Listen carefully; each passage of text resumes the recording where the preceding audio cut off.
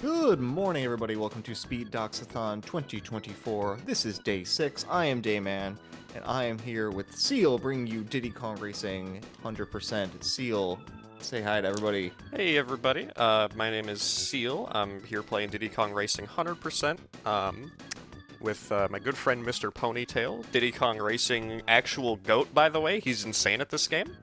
Yeah, that's about all I've got to say. I'm okay at it. I'm decent. He's decent. Awesome. Well, we're ready whenever you are, so you can Alright, cool. introduce yourself and give us a quick little countdown. Cool. So yeah, like I said, my name's Seal. You might know me as Marsh. I've been playing Diddy Kong Racing for many years. Cool game. Don't have a lot to say about it besides that. I hope I'll do well today. Okay, we good to start? Yeah, right when you are. Alright, give you a 3, 2, 1, go. So fun thing about Diddy Kong Racing, running it RTA and 100%, is there's a 1.5 long cutscene that you have to watch every time. So, we got a minute. We can talk about how you're on world record pace right now. I am. Believe it or not. The pace has never been this good. Yeah. Yeah, Diddy Kong Racing, it's got to be the best racing game on the N64, in my opinion. There's so much that you can do in this game. They offered so much content, and especially when it comes to the 100% category, which is what we're showcasing here today, you'll see a lot of variety in this run. There's 3 different vehicles, if you didn't know: the cart, the hovercraft, and the plane. But all 3 have different techniques that you need to go fast with them, and different challenges. There's like these mini games. There's variants of every race. There's boss racing. It's a whole adventure mode. So we're about to see all that go down right now. So the first thing we'll do here is we're gonna. If Taj will talk to me. Oh no, Taj is not cooperating. The A input didn't come out. I don't know. Yep. So this is Taj the elephant. He's here on the island. We can switch our vehicle with him. So we're gonna choose the plane vehicle. And the main thing that we're going to be collecting right now is these golden balloons. There's 4 of them scattered around the hub area here in the overworld. There's 1 down here in the water. This one can be a little bit tricky. All these balloons will be kind of waving around left and right in a cycle. There's this secret one behind the trees. Barely got it there. Coming around this corner can be really tricky to make the turn. It lags quite hard, so it's really hard to get your controls down. This ledge balloon here, which can be really annoying to grab too. And the final one by the entrance of the first world Dino Domain. You can see the door says 1, so we only need 1 gold balloon to access this. Of course, because this is 100%, we do want every balloon in the game, though. Yeah. And now the first race, we're going into Jungle Falls, not Ancient Lake, because when it comes to routing the door order that we choose, it's a little bit faster to start at this level and then work our way to the left. And you'll see here, we have a lot of things to unpack. We'll go step by step here. So we have these balloons, which are the items. Some other games, like if we talk about Mario Kart specifically, they will have item boxes, which will give you a randomized item from a list of items. And that can change based on your position, how well you're driving the race. But in DKR, oh, that's an unlucky shot. The CPU managed to hit him with a missile. But in DKR, the balloons are in the same places, and they are color-coded. They'll award the same item every single time. So there's no randomness with the items. You can route out the items you want every time. Ooh, and he gets the cutscene skip. Now let's talk about that. So at the end of the races where you can be awarded a golden balloon, you get a golden balloon for placing first in a race. There is a 1 frame trick, frame perfect, at the end of the race. The very last frame of the race, you can press pause, and you will see the first place icon show up behind the pause menu. But you can access the pause menu options, and we'll hit the 3rd one from the top, which is return to the lobby. And that allows us to skip the cutscene of Taj giving us the gold balloon. And each time that we get it in this run, we will be saving about 6 seconds. And there is a total of 40 of these cutscene skips, all frame perfect. So there's a bunch of time that can be saved. Good key grab. Thanks. So the key there that you just picked up, that is the token that we need to access the minigame in each world. You can buffer these cutscene skips as well. You can pause, then unpause, then try it again if you're early. So this is the cutscene that we're skipping every time. The first time that you miss a cutscene skip, you will have to watch this cutscene in entirety. But every additional cutscene that you miss, you can like skip this like part of the way. So you can It's see hard. how much. Yeah, it's really hard. No one has actually ever hit all 40 of these cutscene skips in an entire run. It's never happened. The closest the community has done is 39. That's happened only a handful of times. Yeah, there's the cutscene of the minigame door unlocking. That one's required to watch. And we'll be seeing that minigame pretty shortly here. Oh yeah. And the minigames award something that is required to beat the game, so we have to complete it. We're completing everything in this. Now on to Fossil Canyon. We could talk about the bananas that you see here. The bananas, kind of like coins in Mario Kart. These will speed up your character incrementally with each banana collected. But in this game, they're extremely powerful. They are 2.5% increase on your speed and acceleration with every single banana, and it caps at 10. You can pick up more than 10, but it doesn't do anything above 10. So that means once you're at 10 bananas, you'll be going 25% faster, which is insane. So it's very important routing these levels that we try to pick up as many bananas as we can on lap 1. That way our subsequent laps have a higher average top speed. I didn't see it. Oh, yeah. Yep, the CPUs, they'll put down items. The spike balls that we call mines, they'll put down oil slicks. They can try and shoot you either with a straight line trajectory rocket or with a homing rocket. You'll also see that if you pick up 2 balloons of the same kind in a row, that you will upgrade it to a higher level item. There's a cutscene skip. Didn't have to buffer that one. That's a first frame cutscene skip. Now onto the first plane level here. We've been doing car this whole time, but now we're going on to the other vehicle, which is the plane. The plane has an entirely different set of mechanics in order to go fast. But we're going to try and boost as much as we can, and we're going to do our first trick here. First glitch, which is out of bounds in Hot Top Volcano. So when we're out of bounds, and the way he got out of bounds is by boosting and barrel rolling through the lava underneath the wall. And while you're boosting, you can basically negate the property of the lava, which tries to push you back up, so you can't go too far down. Yeah, the lava's actually just programmed as water. Yeah, it's just textured water, or cheese, salsa con queso, whatever you want to call it. It definitely looks like nacho cheese. It really does. But yeah, while we're out of bounds, we have to stick close enough to the track to hit all the checkpoints, but we can kind of cheese it a little bit, pun intended. There's like key checkpoints that are in certain spaces around the map, and you just have to touch those. You go for the cutscene skip, and he gets it. Nice. Very nice. You could cutscene skip out of bounds, but it makes it really hard to judge where the finish line texture is going to be to like assess when to pause. So we just typically go back in bounds when we do the cutscene skips. But now we're on to our first boss race, which is Tricky the Triceratops, and this race is going to be done completely normally. Yeah. No shenanigans. Some of you who watched last year may be familiar with this trick and how much I do not like it. How much nobody really likes it, to be honest, but It's so easy though. it is easy. Just pray for good luck. Which I did not get. We'll try it again here. We'll explain this once this is over. Just holding our breath for the meantime. Got it? And there it is. I'll take second try, it's So- not bad. So he ran himself into a wall behind the finish line, and now it's telling him he's going the wrong way, and the race is over. It's so easy. It's a funny trick. What just happened is one of the most infamous tricks that we have as of recently. This was discovered in 2017. This is called Tricky Skip, and it is classified as a checkpoint manipulation shortcut. Unlike an out of bounds, where you go out of bounds to do the shortcut, we can do this completely in bounds. There are 2 checkpoints that are overlapped in that back corner. They're oscillating every other frame. And we want to leave this box of oscillating checkpoints when we have one of the 2 checkpoints. We can't know which one it is. And we have a setup to guarantee that we can hold on to the good checkpoint more often than not. But at most, the trick is 50-50. And it takes a little bit of practice to be able to do it. And it can't ever be better than 50-50 based on the nature of the trick.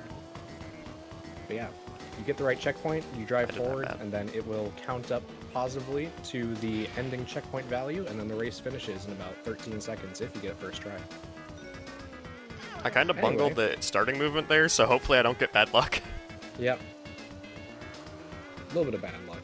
So this is the first minigame. A lot of these minigames are really simple on the surface, but it becomes a pain trying to route this with the cycles of the CPUs and the aggressiveness and how much they will try to mess you up. So here, this is Fire Mountain, the egg hatching and collecting minigame. We have to collect some eggs and hatch them in our nest. It takes about 10 seconds for the egg to hatch. And we win once we've hatched 3 eggs. And we are awarded a TT amulet piece, whereas the bosses will award something else, which we'll get to. But we need this to finish the game. And each of the 4 worlds has a unique minigame that we have to complete. But now that we've beat the first boss, all of the levels will change to the Silver Coin Challenge variant. It's the same race. The only difference is that there's now 8 of these silver coins scattered around the map in set locations.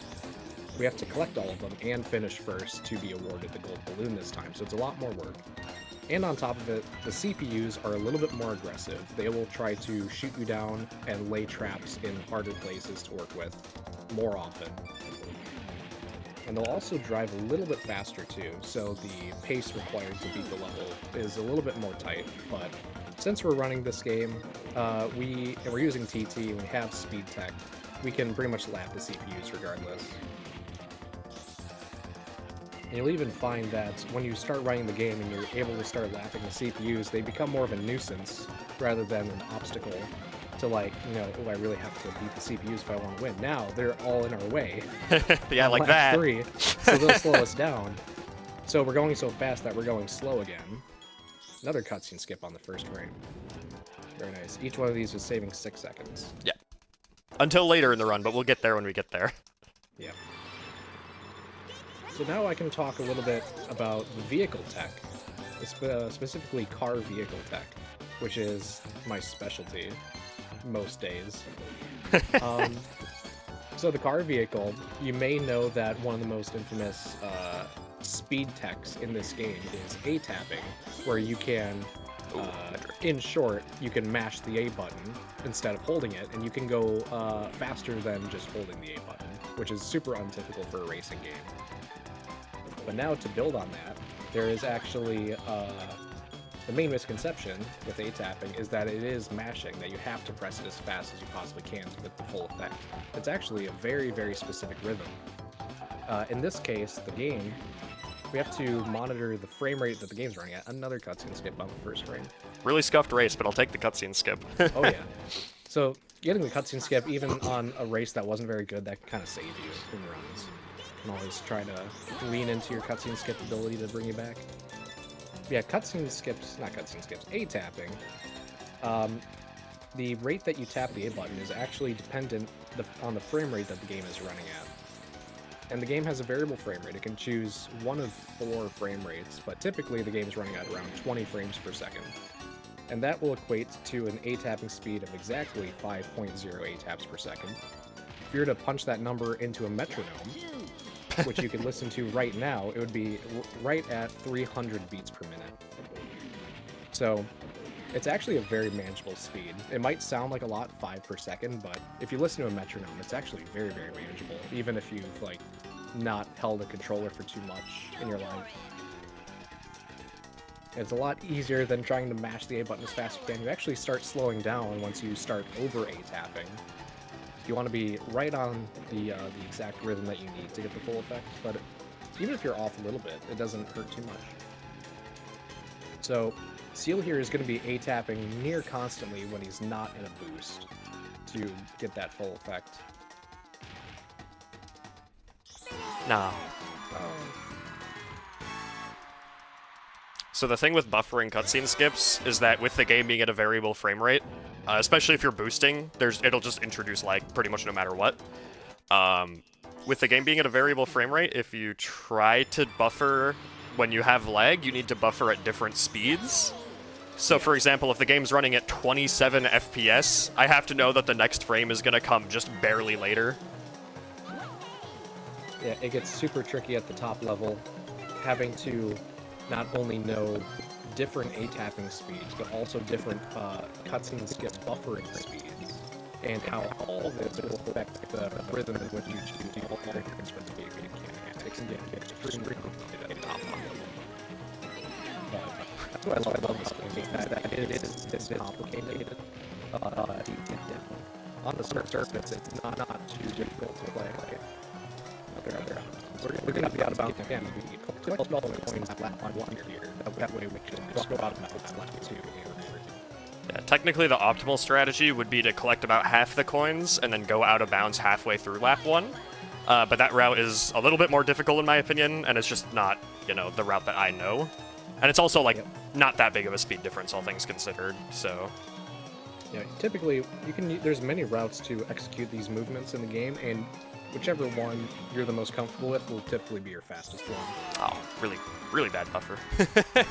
Yeah, most of the cutscene skips in Dino, at least half. Yeah, I think I've missed 2 or 3? Yeah. Which is not bad, by my standards. Not like the run I was on yesterday, but not bad. I'm just saving them for when they really matter later. Oh yeah. So now that we've beaten all the silver coin variants of the races, now we have the rematch of the boss. We often call this just Tricky 1 and then Tricky 2. Oh yeah, this guy's name is Tricky, by the way. Yep, Tricky the Triceratops. They all have names if you didn't know, if you didn't read the manual. He's in Star Fox Adventures. This is true. Alright, and now, remember that trick from last time? We can do it again. I'm gonna race him for real this time, I swear. Okay. Nice. And a first try. I lied, by the way. I'm not racing him. I don't like him very much. He cheated. He got a... Alright, so now I'm gonna reset the console. Don't panic. He reset the console.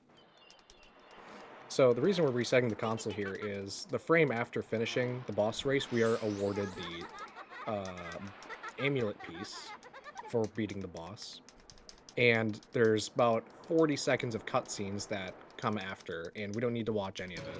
Yeah, and after watching the cutscene, we would just drive out of Dino Domain anyways, so we might as well just reset the console and get teleported out of Dino Domain instead.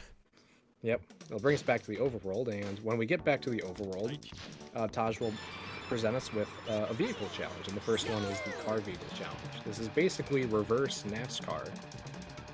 You turn right, you turn right again, and you turn right again.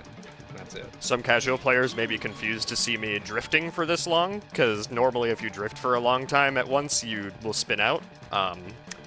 If you adjust the angle of your drift, like mid-drift, it resets that timer for the spin out, actually, so you can actually just drift in a circle forever if you want to. Yep. And we're going to go for a faster finish here. This way, the finish line extends infinitely, by the way, once you're on the last checkpoint. So you can finish super far to the right like this, grab the balloon, and then instantly talk to Taj, so we can switch our vehicle to plane, so we can get where we need to go very, very fast. Just a small optimization there. So we need to fly over this thing here and get into Snowflake Mountain. Second world in the game. And maybe the hardest, actually. It is probably, of the first 3 worlds, this is the hardest one, I would say. It's by far. The levels are fairly long, and there's a lot of really tricky movement that you need to do to go fast.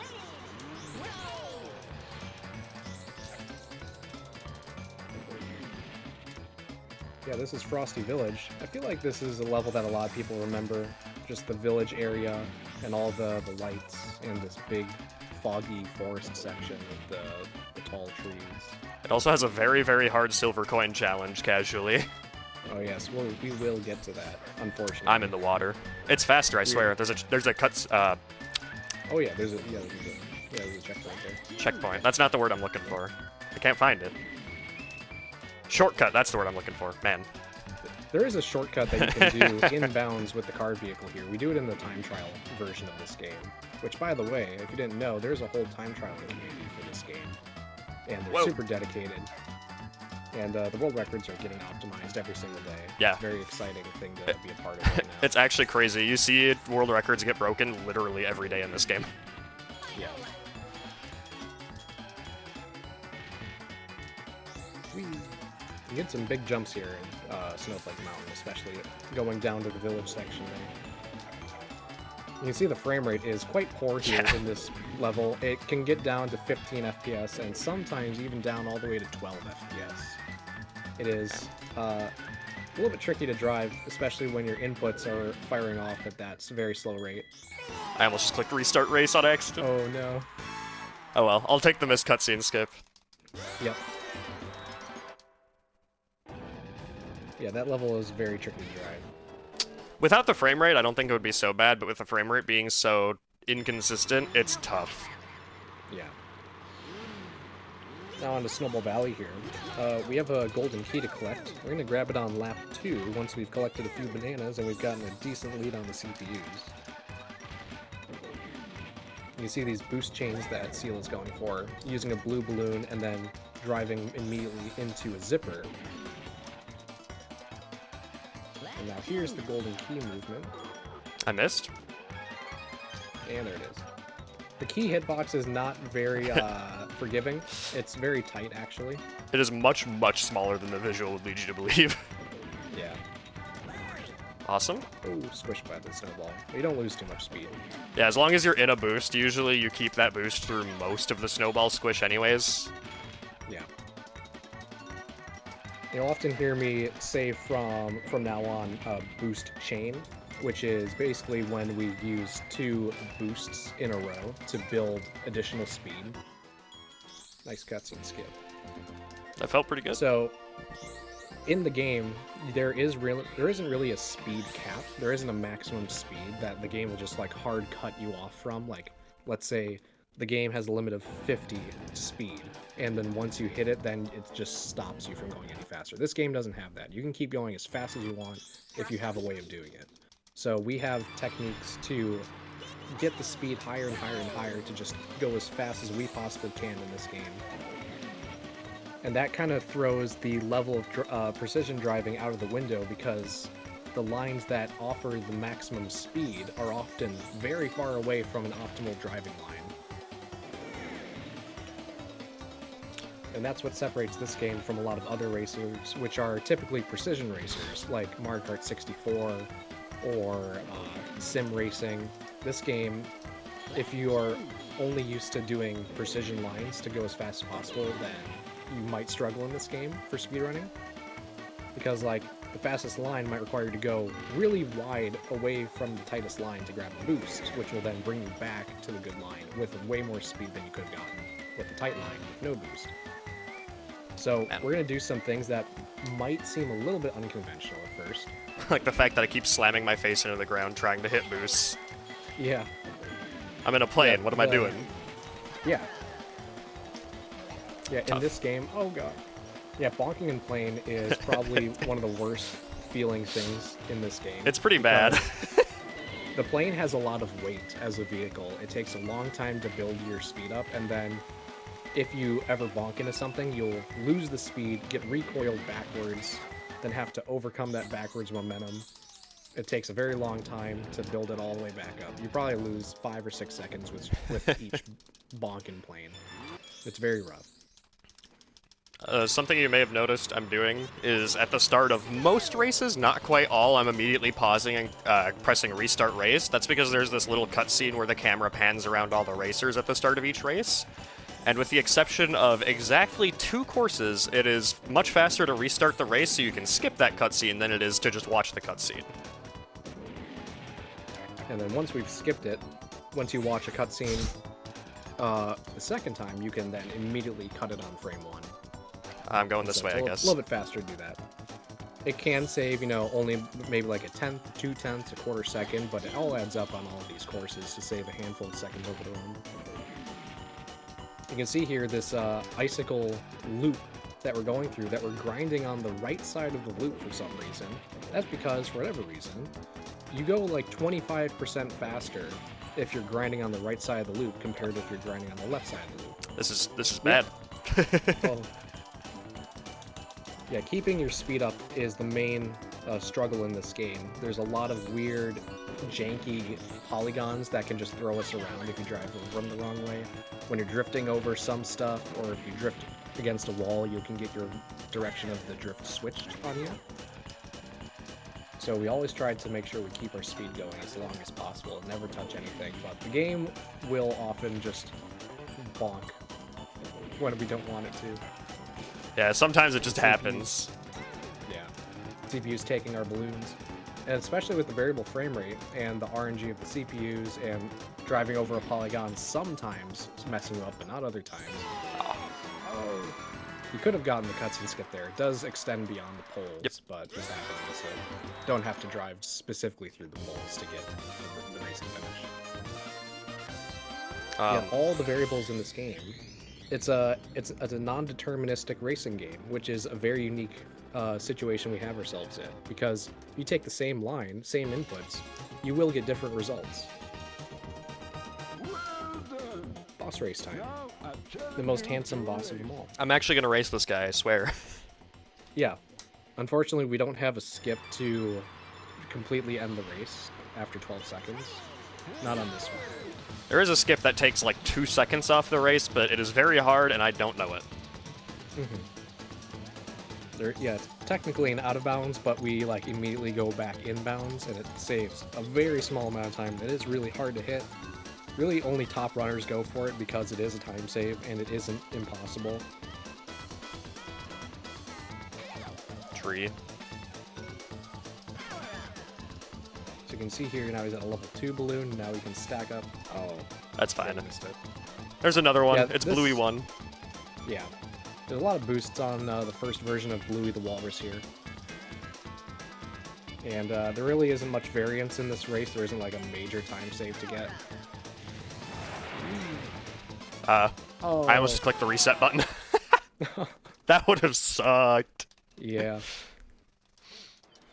Yeah, for whatever reason, all the way up there, that finish line pole has collision for no reason. Surprising that it's and not. while the game's Go I ahead. was gonna say, while the game's loading back in, I do want to just give a quick update to everyone that we have a new incentive live for Chameleon Twist, which is going to be a run this afternoon to upgrade to all levels. We have a little about 4.5 hours to get that met for a total of $150. We also have, before that, which we've had up for a bit, is for Untitled Goose Game. We can upgrade that to all main tasks. That is also, we are only $45 away from hitting that particular incentive, as well as the polls for picking your chameleon color and the sides for the Speed Dogs burger we've been assembling. Anyway, back to Hovercraft Race. This is the vehicle challenge of all time. I don't like it very much. I don't think many people do. Yep, most people playing casually will almost unanimously agree that Hovercraft is the worst of the three to play. Oh, he's going for the optimization there. I went really wide there. I was so sure I was going to hit DQ. I was also really nervous. It was very wide. So, in the vehicle challenges, there is a disqualification element to it, where if the game catches you being too far away from the intended path for too long, the race will immediately end and you will get disqualified, essentially. But the normal path is to go underneath this archway, but you can cut around the archway up to the bridge. And that can save around a half second doing it on laps 2 and 3. So if you do it twice, you'll save about 1 second. But the chance of disqualification from being really far away from the intended path is there. Top runners will go for it most of the time, but it always is a bit worrying every single time, because, like, what if, for whatever reason, I get DQ'd this time, and if I'm on a good pace, maybe I shouldn't. It's always a little bit risky to go for it, but there is time save to get. And now, onto the third world. So you may be wondering why we're resetting the console after only doing half of the world. We only did the 4 races in Snowflake and then beat the first version of the boss, and then we're now going to do the same thing, first 4 races in Sherbet, and beat the boss only once, and then we will be resetting the console again. Why are we doing this? Why are we not just finishing the world entirely, like we did for Dino? It's a secret. We'll get to it later. All you need to know now is it's technically more optimal for routing purposes. Yeah. It won't make sense until we start doing it, but... Yeah. Yeah, here at Treasure Cave, this is a pretty fast level. There is a boost chain here in the cave that you can do, and it saves a bunch of time if you get it. Incredibly most difficult. Runners, yeah, it's pretty difficult to go 3 for 3 in it, and most top runners don't even get it 3 for 3. We like to get it at least once. We have to hit that blue balloon at the top of the hill, hit the zipper at the bottom, boost all the way through the cave, and then hit that zipper at the very middle of the cave, which then gives us enough momentum to hit the final zipper. It's this massive boost chain that you can go insanely fast if you get it all. And then same here in Pirate Lagoon, there is a very nice boost chain here at the start. By, Blue balloon, by my own admission, I'm not very good at hover, so don't expect Boost, anything too turn, fantastic. boost, and then there's that ring zipper just past that turn, but it's a really difficult turn. It's like over a 90-degree turn. You have to do it pretty much blind as well. Yeah, that's the big issue for me. You don't have time to line it up, you just have to pray.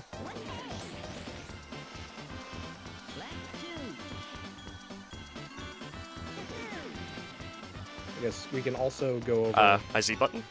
Oh, there we go.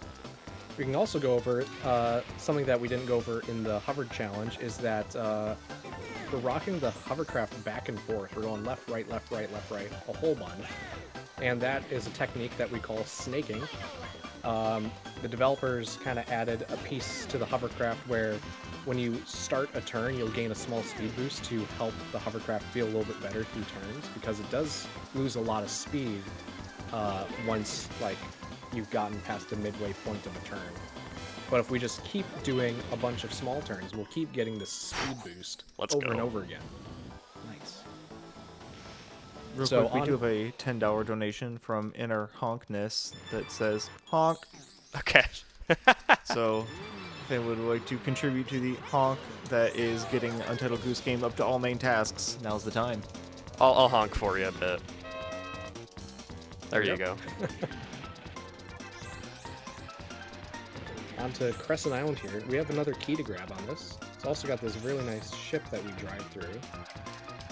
It's really tricky to get through it cleanly, though, especially on laps 2 and 3 when we have 10 bananas and we're going really fast. We got this ending cut, this intentional shortcut there, which we try to go for every lap.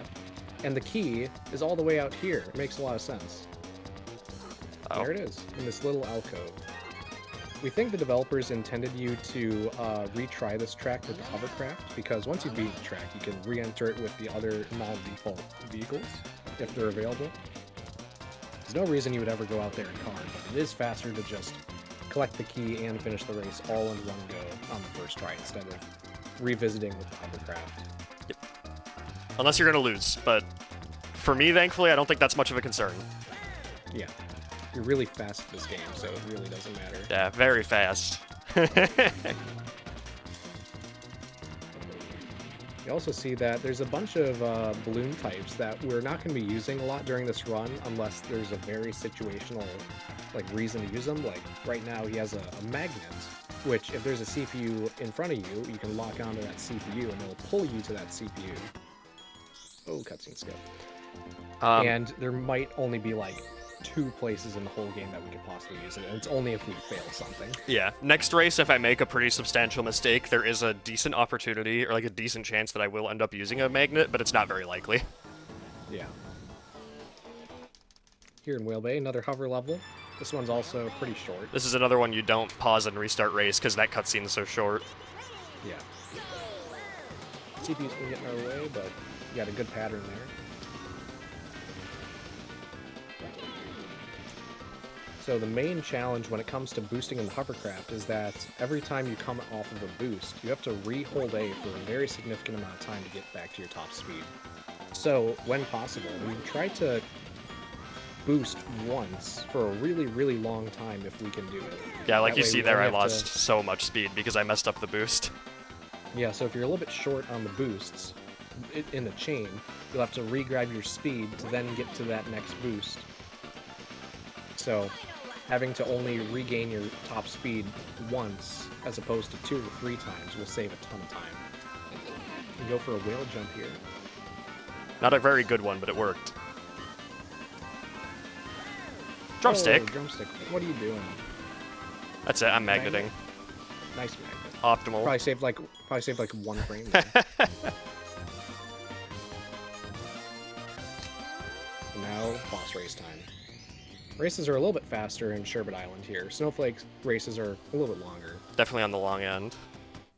And this is probably the boss that tripped up a bunch of people when they were playing casually. Because you have to play the hovercraft, and this boss is decently fast, and the traps they lay are very effective at slowing you down.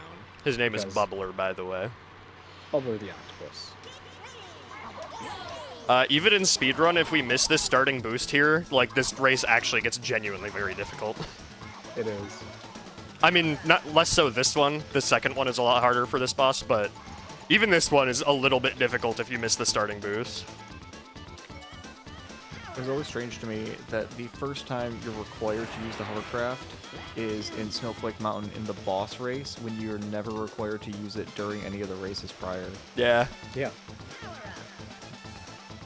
Thankfully, they made that boss race just, like, by far the easiest race in the whole game. Yeah, you just drive straight. Yep. The vehicle doesn't really matter much. There's a bunch of boosts, and Bluey like slows down around the corners as well, and at the finish line, so it's like very good chance that you'll win that every time, even if you're playing casually. But this one, there's only 3 boosts per lap, and there's a lot of turns. And the boss goes fast, and there's a bunch of traps. Also, to make Bluey even easier, a mechanic we didn't really talk about yet is, for hover, you actually speed up if you hit the side of the hover into a wall. It, like, shoots you forward for some reason. And in Bluey, there's all those tight caves where, especially if you're a casual player and you don't know what you're doing, you're going to be bonking the side of your vehicle on those every single time. Yeah, wall bonk strategies are actually used at the top level to get world records. Yeah. You may have seen me do a couple there, like at the end of Bluey when I drove up onto the ledge. I don't think I really hit it this race, but like that was the intent, driving up onto that slope, was so that I could wall bonk. Okay, so now we have Plane Challenge. Plane Challenge, this is kind of the beginners, like, when people want to learn plane, usually we tell them to do Plane Challenge. Yep. There's a lot of really tricky turns here that you have to keep your speed up in order to keep your barrel rolls going. There is a minimum speed to start your barrel rolls, so if you ever mess up your turns, you'll have to re-grab the A button to bring your speed back up to where you can do the barrel rolls. But if you do everything correctly, you should only ever use the A button for I didn't do it correctly. Boost. Yep, so here, having to delay the barrel rolls for like 3 seconds, that will lose some time. About 3 seconds. Yeah. One mistake costs 3 seconds in plane. It's very punishing, but you nice can front go flip. 1 for the fans.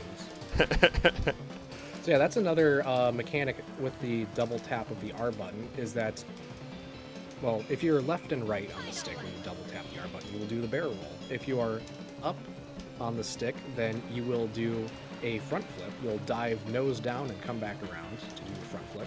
If you're down on the stick, which one did I say? Up or down? Down. Down on the stick, you do a back flip. Tough. Up on the stick, we'll do a front flip. And that's the end of Plane Challenge. That is the last of the Taj vehicle challenges. You only have to do it. He did it again. Oh no. This happened last night, and I'd never seen it before. Sometimes if you talk to him on a slope, he'll just set the balloon a little too high. No, I don't know about you guys, but I'm kind of missing Dino Domain, so I'm thinking I'm going to go play some Dino Domain for a while. I love Dino Domain. I do love Dino Domain. It's my favorite world. So, once you've beaten everything in the world, you get the trophy case unlocked, which is like a cup from Mario Kart. You have to race all 4 races in a world in succession. You get points based on your placement, and if you have the most points by the end, you'll win the top prize, which in this case is a golden trophy. Of Whizpig. Yes. Who we haven't really seen yet, but he'll become important later. Yeah, there is that giant statue of him. Oh yeah, we I haven't suppose. seen him yet. It's weird. Maybe he'll show up later. I've made that mistake like every time I've done Ancient Lake the last 5 times. Yeah, in order to 100% this game, we have to collect all these golden trophies. So we gotta collect it.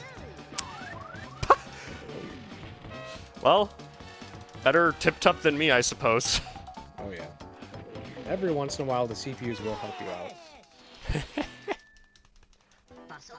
but 90% of the time they will just take away your speed or get in your way.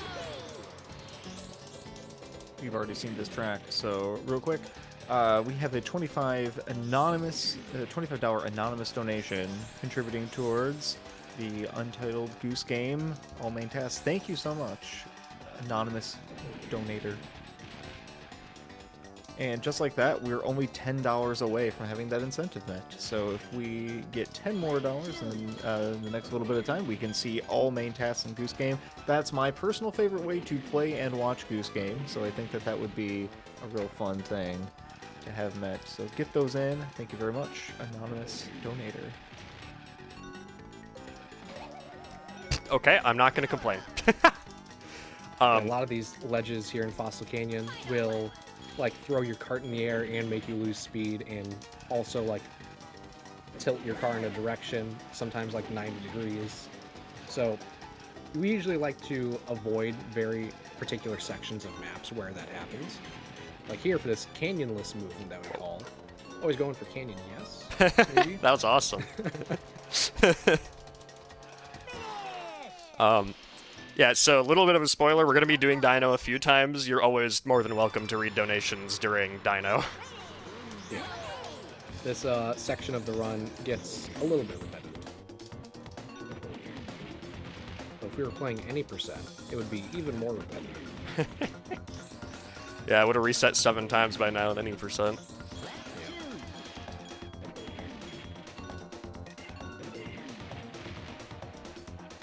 Jungle Falls here, Jungle Falls car is by far my favorite race in the game. It has what I would consider the perfect flow, because if you can really keep the speed up the whole time and just keep boosting and boosting, and you can keep building the speed up as you get faster and faster around the track. It works so well. Every turn flows into the next one perfectly at the top level. All right. So you So may now we're at the very end. you may have thought the way we're doing Hot Top Volcano before was weird, but we're going to go a little extra weird today. Watch this. So just like with the other ones, we're going to go out of bounds, but what we're going to do when we're out of bounds is way different. We're going to go under the finish line. I here. missed. I was way lower than I thought I was. Oh, we're going to try this again. There. Okay. And the game's fading out now. What just happened? Now we're here. We'll see this world in a little bit. Don't worry about it yet. Yep. So we just, the game just like glitched out and brought us to Dragon Forest, the last world. But now, the game still thinks that we're at the end of the trophy race. Like the game right now, if you were to pause, the only options on the pause menu say continue the trophy race or exit the trophy race. You cannot exit out of the game in this state. But now we're going to go all the way to Sherbet Island, where we just were, and we're going to play the minigame right now. And this minigame can be very tricky. The fastest way to get through this is to basically just camp this balloon, the missile balloon, and stack it up to a homing rocket and just shoot everyone from across the map. No point in trying to hunt them down manually one by one. You can just missile. There is technically a really crazy RNG manip that's just insanely difficult. You have to make a lot of very long range, not necessarily blind, but like, okay, Conquer. A lot of very long range, very difficult shots with non-homing missiles. So even at like, even at the high level, a lot of people choose to just camp the red balloon like this. Yeah. And even then, this movement can be optimized a little bit by making the turnarounds back and forth. Actually, they shot each other. Nice. Yeah. Made it a little bit faster. So now, we've beaten the minigame, so we get the amulet piece for winning the minigame. But the game still thinks that we're in a trophy race. The game still thinks we're in the last race of a trophy race. And the game really wants us to complete this 4th race. So now we're going to go back into Darkwater Beach, the minigame here. And we're going to do something weird. Got the green balloon, which drops the mine. We're going to hit ourselves with this mine until we pass away here. We're going to go for an intentional lose of the minigame. And this gives us 4th place, because we lost. And now we're back to the trophy screen. We have 30 points, and we get the trophy. Now, it looks like this is in Dino Domain, but this is actually in Sherbet. So this is how we get every trophy in the game, basically. Yep. So this trick is called trophy storage. It is how we can race the trophy a little bit faster for every world. The way it works is the loading zone that we hit underneath Hot Top Volcano brings us out of the trophy race while maintaining the trophy race status internally. And then the game only cares where we finish the trophy when awarding the trophy. So we can finish it in Sherbet Island, and because we finished a trophy in Sherbet Island, it'll give us the trophy for Sherbet Island without ever having done the races there. So it's a little bit faster because the races in Dino Domain are significantly faster than every other race in any other world. Whoa. Like the... Oh god. I had a weird piece of geometry. Yep, kind of flung him around for some reason. This game is perfect. It has no flaws. Yes. So now, even though we have the trophy, we still need to collect everything. So we're going to do all the silver coin races, and we're also going to race the boss again. But then once we've done these next few races, then we're going to be completely done with Sherbet Island without ever having gone to the trophy case to do the trophy with these races instead. Correct. So you can kind of see where we might be going with this. We're going to be doing the trophy storage glitch in Dino Domain for the remaining trophies, except for Dino Domain, obviously, because we can just finish that race to get the Dino trophy. Although, you could warp out with the wrong warp in Hot Top Volcano and then go to some other Dino race to finish it that way, but it's much faster to just stay in Hot Top Volcano to finish the trophy. Oh, man. Even though we will be going out of bounds to do it, but yeah. And these coin races with hovercraft can be really tricky. Yeah, just getting, good, tight enough lines to actually get the coins is surprisingly difficult. And also routing bananas and coins at the same time gets the movement is really tricky to do both very fast. Oh, right. I will not forget it, I swear. Definitely gonna remember it's there. It'll usually happen to everybody at least once when learning to run the game, is they'll end up forgetting a coin because they just get, they just focus on the race. And there's the last coin. If you do finish the race without collecting all the coins, if you get first, you won't get a gold balloon, and you will have to redo the entire race. Another cutscene skip. The cutscene skips are pretty good today. Yeah, not bad. Even top runners, they might not get more than 30 out of 40 on any given attempt. They are not easy to get. And especially some races are harder to get than others. And that can be due to the frame rate differences on the finishing section. When you have to go for a cutscene skip, the timing might be different for where to pause. And also, as of recently, we've kind of discovered that the finish line position, like the actual, the pixel-wide line that the finish line actually is in the game, does not sit perfectly on every finish line the same way. Like, some finish lines might be on the very front edge of the texture on the ground, where some are on the back end of the texture on the ground. Some are, slanted diagonally, so they might be on the front end on the left and the back end on the right, which will change your cutscene skip timing. If you're trying to look for a visual cue of when to pause, it can get very, very complicated. But even then, as long as you can buffer cutscene skips well enough, it shouldn't be too much of an issue to get most of them. Oh, the CPUs. A little unlucky, but that's fine. It's not too... Yep. That's a little more unlucky. Oh. So what you'll also see is that the CPUs will actually, they will mimic your item usage. Oh, sad. If you use an item, they will use an item, immediately when they have it. If they're, very aggressive. They will retaliate, basically. And even if you don't have an item, if you just press Z to honk, that will even trigger CPUs to use an item.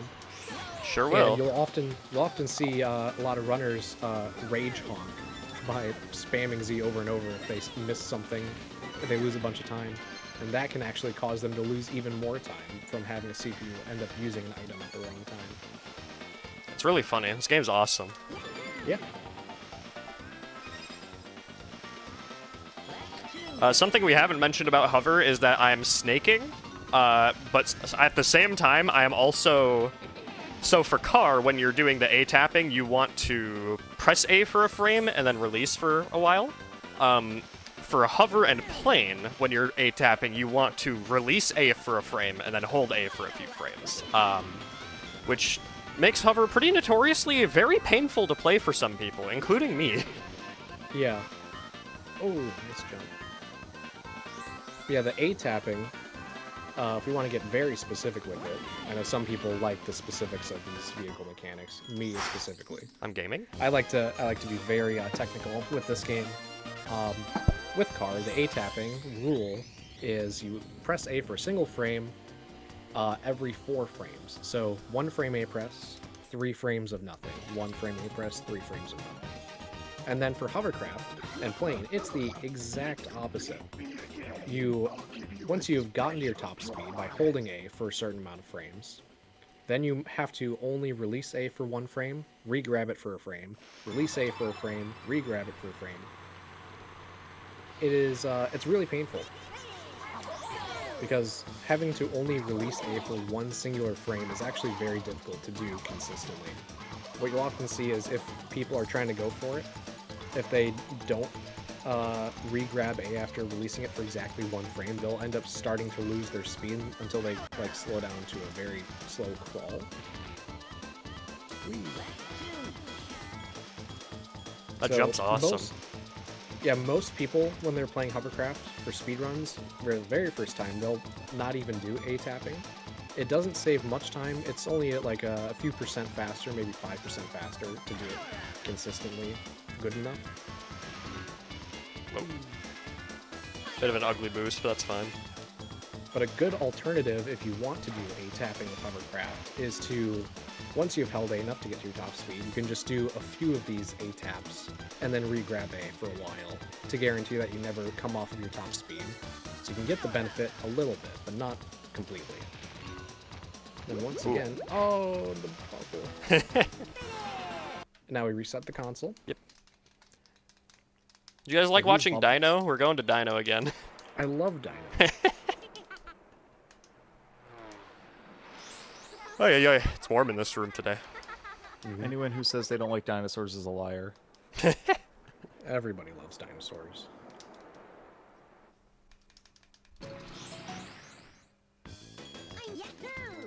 I think we haven't talked about why we're using the clock guy, TT the clock.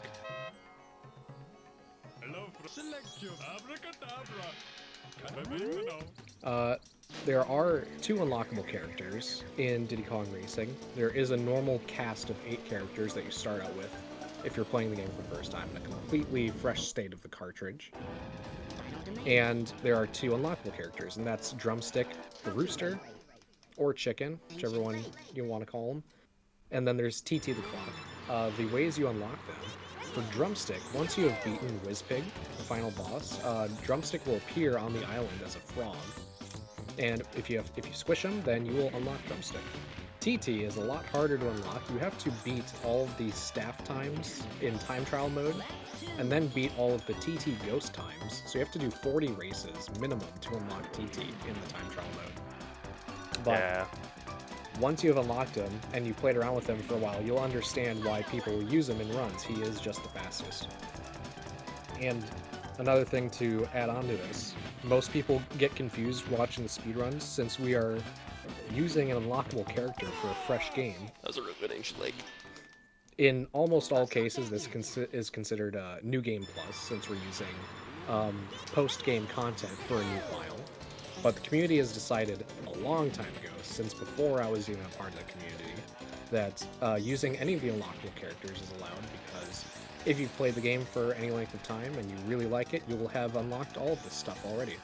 And he is just that much faster than everyone. You can pretty much do all the exact same things with all the other characters. You can just do them much faster with TT. So there's not really a point in choosing to go slower because of like New Game Plus ideologies, essentially. If you want to go fast, we got to use TT. It's also a bit of a rite of passage as well when learning the game that you unlock the characters as well. Yeah, Yeah. I Like, know. if you want to, Sorry, go ahead. like, if you want to run the game without learning speed tech or speed strategies, then you won't really get anywhere, and you have to learn them with the other characters in order to unlock TT to even run the game optimally. So it just kind of makes sense to unlock TT and then run the game afterwards, just as a way of practicing. It's like a very long tutorial to run the game, essentially. Pretty much.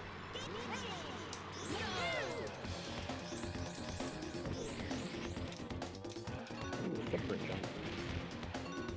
I'm gaming.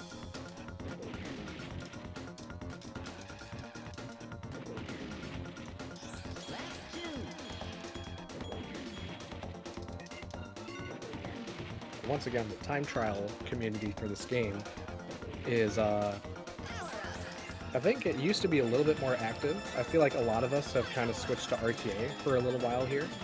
We kind of tend to have this cycle of the majority of the community being like addicted to time trialing the game for a while and then like improving the records, and then we kind of switch back to RTA and run 100%, ATR, any percent, or the other miscellaneous categories.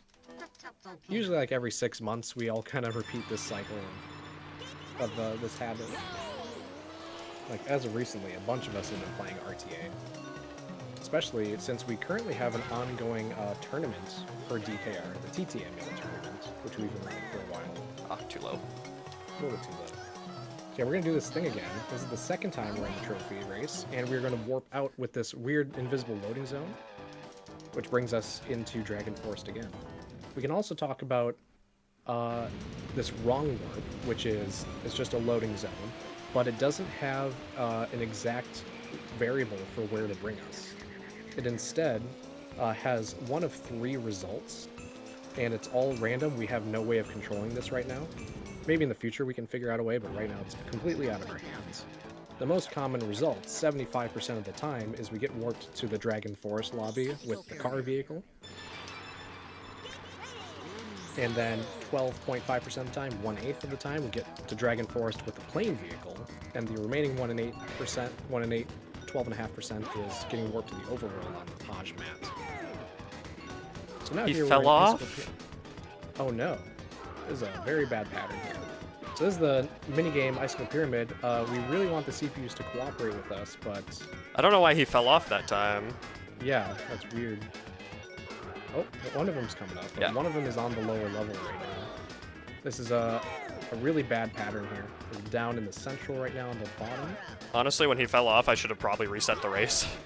Yeah, you should be able to get him here really quickly though. He'll go up to the ramp. Yep. Yeah, should be able to just chase him down here. Got a missile here. Maybe we'll hit a mine. Let's go! Oh, we did hit a mine. Let's go. I'm insane. That's a really rare way to finish this. Normally the CPUs don't really hit the mines, but we got very lucky there. Deserve it after the NPC randomly fell off. I don't know if I shot him too Yeah. late, but I feel like I shot him at the same time I pretty much always do. Yeah. So there is a fast strategy that we were trying to do there. It requires us to hit shots at a certain time to get the CPUs to move around in a certain way. Ideally, we want them all to stack up on us on the top level, and then we can just shoot them down with level 1 rockets, and it's super fast. So now, once again, we're on the last race of a trophy race, and we're just going to go for an intentional lose here by knocking ourselves out. A 4th place finish gives us enough points to get the gold trophy for all of Snowflake Mountain. And visually, again, it looks like it's in Dino, but it's actually spawning right now in the Snowflake Mountain. Like, if we were to go check the trophy case, it would be there right now. Correct. But we won't actually be able to go check it out. It's a little bit out of the way. And now we finished Snowflake. So this is why we were only doing half of it, because we have to come back here later for the trophy anyways. Mm-hmm. We can skip a cutscene while we reset the console after a boss, and then we get to come back here and do that weird trophy storage stuff. Whoa.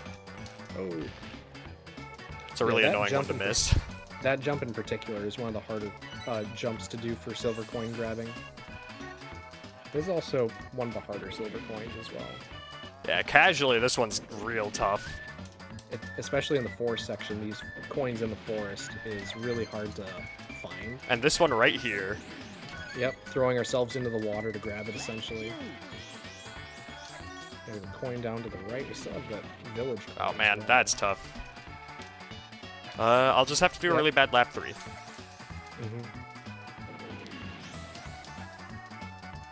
And I've got this one to the far left up here. Yep, so just safe it here. Sometimes going slow is fast.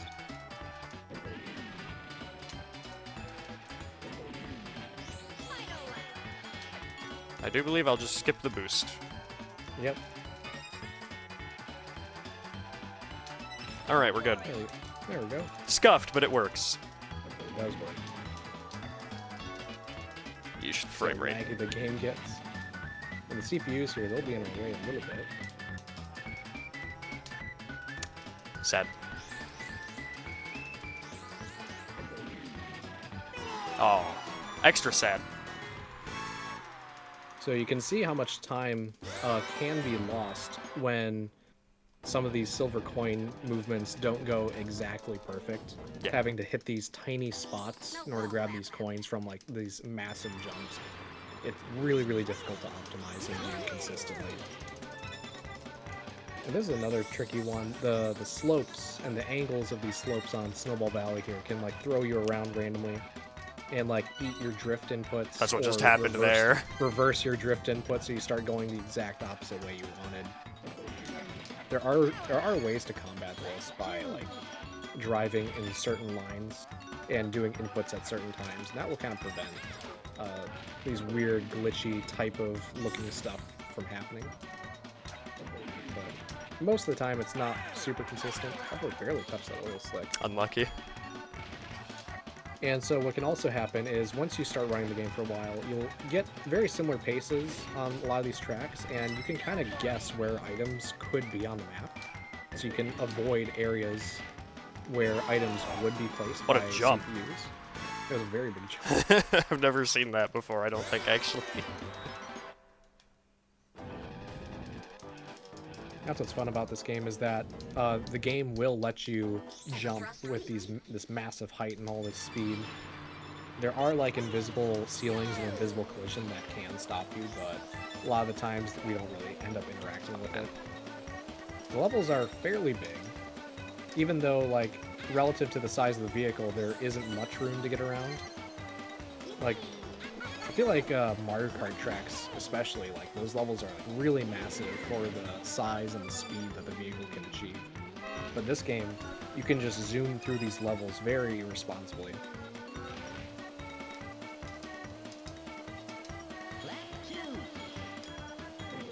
Everfrost Peak is another map like the Plane Challenge, where if you are very, very good at the game, the only time you should ever technically press the A button is at the very start to get the starting boost.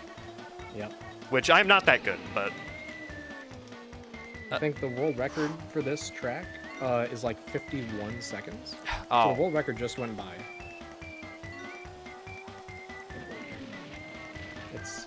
The plane levels can be optimized to an insanely scary level. Yeah, You can just... And there really isn't much of a secret behind it either. There isn't some like magical combination of inputs to get crazy speed boosts. yeah, you just gotta play real good. You just have to be confident in your lines and you barrel roll, because every time you barrel roll, you get a slight speed boost. Oh, Oh no.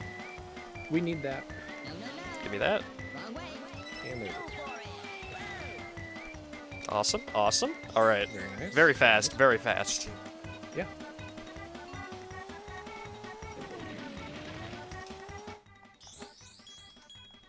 Don't. Oh, It's fine, it's whatever. I don't care. As long as I don't accidentally click restart race, I don't care. yep. What can happen is if you reset before the race is over, you'll have to redo the entire race. You can do it if you're on the frame where we're doing cutscene skips. Because once we're awarded the balloon, we can do any of the options and we'll get the balloon. This is another... Really, Snowflake is just probably the hardest world of the first three. The races are long, and it's super weird. A lot of these tracks have some weird bumps and a lot of weird turns. All this back and forth snaking motions to grab these coins that are like really far out of the way. these set of coins that are like all the way by the edge of the ice. We have to kill all of our speed in order to grab them. Yeah, and this back and forth, it might look easy. I promise it's not. This back and forth drifting I'm doing, it's very difficult to do. At least, again, grinding on the right side of the loops is faster for some reason. at least with any amount of precision, it's very difficult to do. It takes players a very long time before they get comfortable with even one of the vehicle. But once you're comfortable with the vehicle, you can really go like way faster than you ever thought you could. Just the efficiency that you can get with the techniques in this game. You can build speed unlike any other game.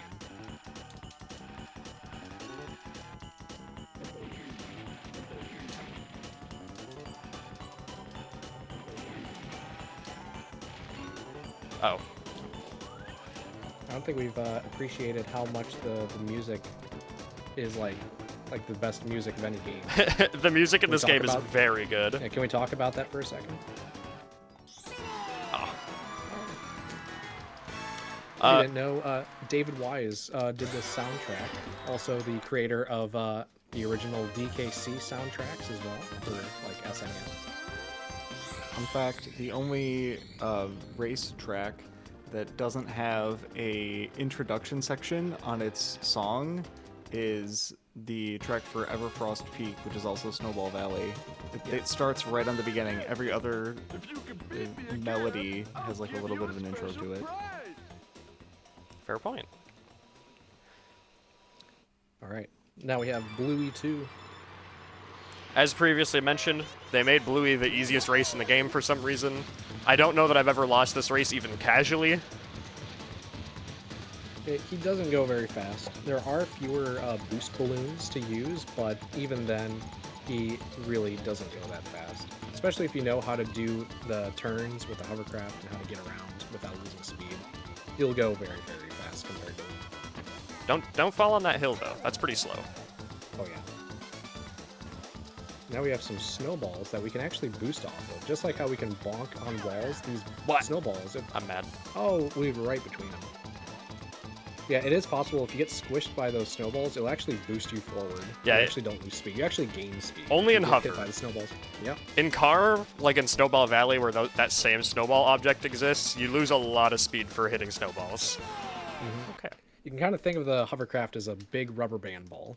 So you want to smash into walls and stuff because it'll rebound you with more speed than you started with.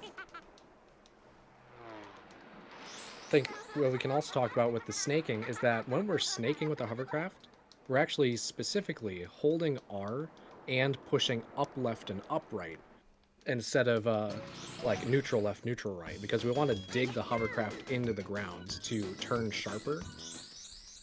And what we're also doing on these turns is instead of holding, like, say we need to turn right, we aren't just holding right the entire time to get around the turn. Instead, we're doing many, many rights in a row.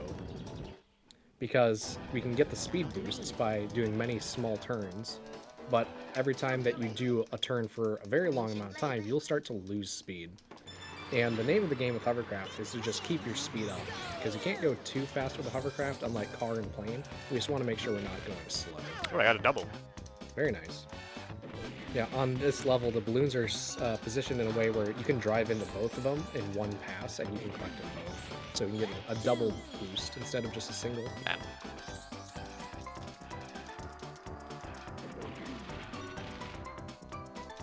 Man. Tough ancient lake. Yeah, these boosts are kind of hard to grab sometimes. They're not very big. And if we want to get technical, the hitboxes in these games, or in this game, they're actually not a box. They're actually a 3D sphere. And what that means is that it could be possible that even though you have a line that drives through the hitbox, you could be like to the edge of it, and you could have so much speed that you'll be on one frame, one side of it, next frame on the other side of it, so you'll never catch yourself inside the hitbox to actually get the item. But if you're driving right through the middle of it, through the diameter, the very center of this sphere, you'll be through the thickest part of this hitbox, so you have the best chance of grabbing it. But even then, in this game, you can really generate so much speed that there's no way to grab items. Yep. Or silver coins or keys. You can go that fast in this game, if you know how to do it. Oh, man. This movement here in Fossil Canyonless that we call it, doing this zigzag motion to grab both the boost and the zipper. That way we can use the boost through the canyon and basically skip over all the janky polygons that would like throw us around. This pond jump that we do up with a zipper. Zigzag. Oh, the CPUs, no. That specific blue balloon I just went through is one that very frequently you'll just have so much speed built up you go clean through it without grabbing it. It's very annoying, especially top runners. You know, they get really good at car and they can build all the speed, and then you start to go slow because you're going too fast. So okay. all of a sudden you're missing your boosts. So there is maybe somewhat you could call it, kind of feels like an element of luck or RNG. Because some runs you might have good frame spacing where you just hit the balloons every single time, you never miss them. I've seen, you know, top runners just miss balloons over and over and over again because they're just getting so unlucky with their spacing that they're just barely missing the hitboxes. But it does help to be accurate with your lines when trying to hit stuff, because if you're going through the center, then you have the biggest hitbox to hit because it's a sphere. Tough. I had to take kind of a weird line there to get around Crunch. Mm-hmm. He's a little bit of a wide fellow, that Crunch. He really is. So now this is the third trophy, right? Yep. So we're going to finish the Dino Domain trophy here. We're not going to do the wrong route. We're just going to be done with Hot Top Volcano, and then that will give us the trophy for Dino Domain. Good out. I was a little scared. I'm not gonna lie. So once again, we can talk about the checkpoints while we're out of bounds. You can see on the left and right of the screen that there are these indicators. Exclamation mark, turn left. Exclamation mark, hard turn left. So those are... Uh-oh, I'm back in bounds. I'm in bounds. Sorry, we can go out of bounds again. Yeah. So those indicators are an indication of the checkpoints that we're passing through. It's And so hard it's to get out certain- of bounds here with one banana. I'm gonna try. Oh, Nice. it's so easy. So these indications are what we use to see if we're actually hitting these key checkpoints. In this case, there's a key checkpoint on the top of the minimap, and there's a key checkpoint at the bottom of the I minimap. just did it again. Oh. So we're looking for a specific direction. There it is. That one. That small turn left. Once we see that, then we know that we can continue, that we've hit that key checkpoint. So we just kind of did the Dino Domain trophy pretty normally, even though we went out of bounds. I guess that isn't very normal. And now we're gonna do it again. We're going to do it again.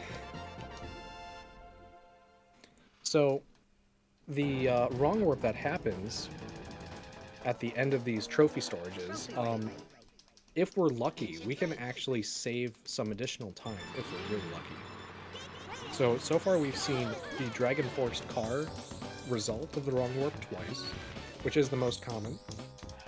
It's a 75% chance to get it. But then there's the 1 in 8 chances to either get sent to Dragon Force with the plane, or to get sent to the overworld. And we want, right now, we want to see Dragon Force plane wrong warp. It's a 1 in 8 chance. I would also Unlikely- accept car. Yeah, but we want to get into Dragon Force right now. There is a 1 in 8 chance that we get sent to the overworld, which will actually lose us time if we get it on this wrong warp. Because we need to go to Dragon Forest, because that's where the last world is to get trophy storage. I'm quite But if happy we with that get- ancient lake. If we get plane, we can actually do some sequence breaking. We're kind of already doing some sequence breaking, but we're going to do some additional sequence breaking if we get the Dragon Force plane result. Because with the plane, if you've been doing your homework, you can go out of bounds with plane. You can just fly over stuff or underneath stuff. We're going to go out of bounds in Dragon Forest if we get it. It's a very low chance. Oh, Alright, I'll take it, whatever. yeah, at least you didn't lose your speed. You kept the speed up.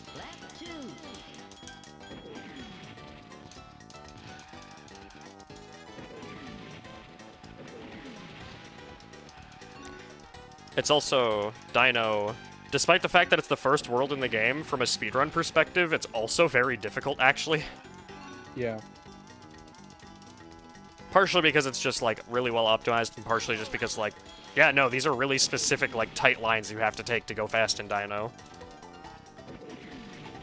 Like being able to hit that zipper and then the zipper together is not very easy.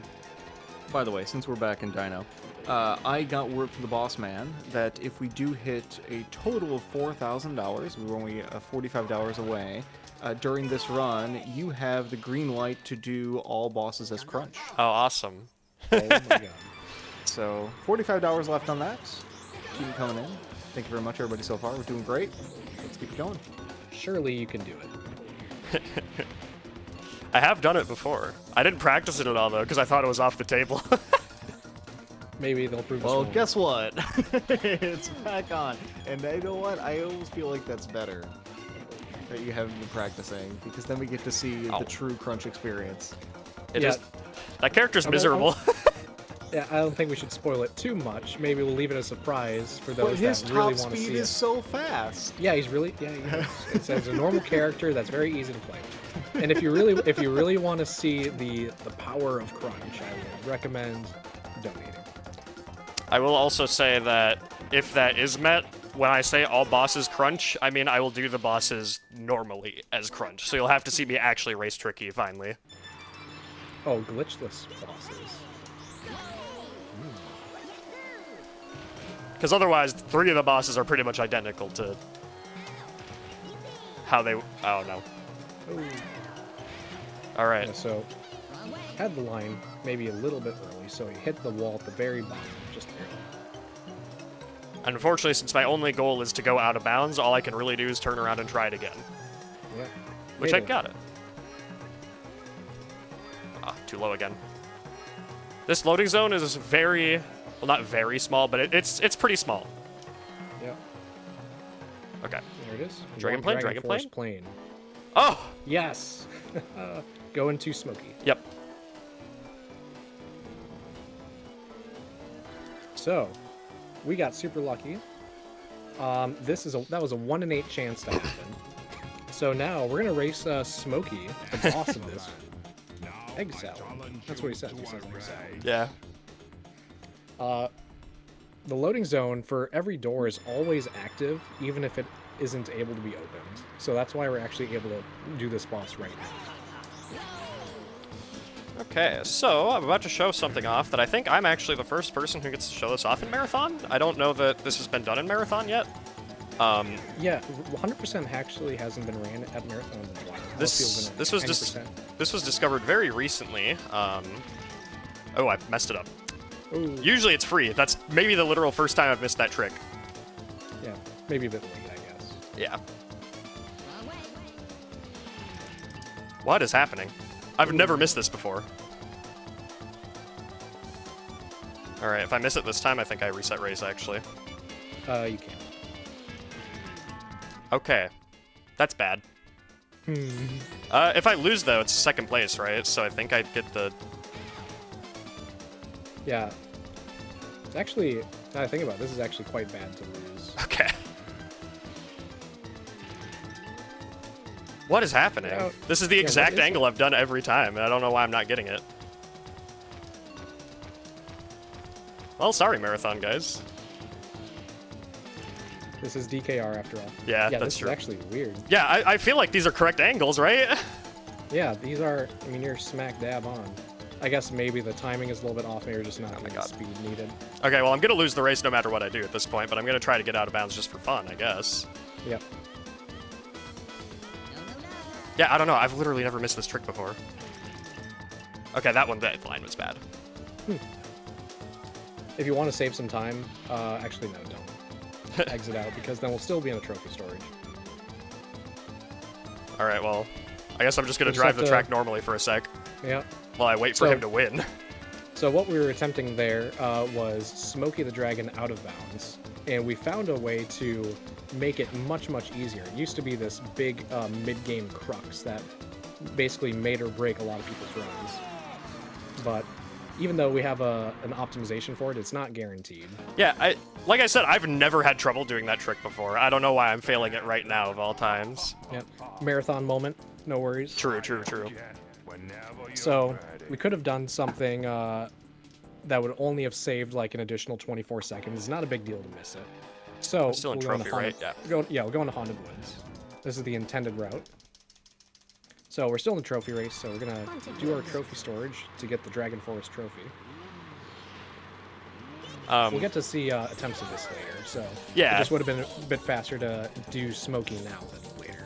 Yeah. That's all we were trying to do. So the important thing about normally doing that early is that it makes it so when you cutscene skip, if you press restart race, because the boss is already, the first boss is already done, it puts you straight into silver coins instead of making you do a regular race of all of them fight the boss, then do silver coins, which saves a very large amount of time, which we're not going to see this run, because apparently I can't do Smoky out of bounds, but... At least we got the luck to do it. That's important, yeah, too. that is cool. Yeah. All the runs I've done in Marathon, I've never gotten Dragon Plane. So sad, man. Yeah.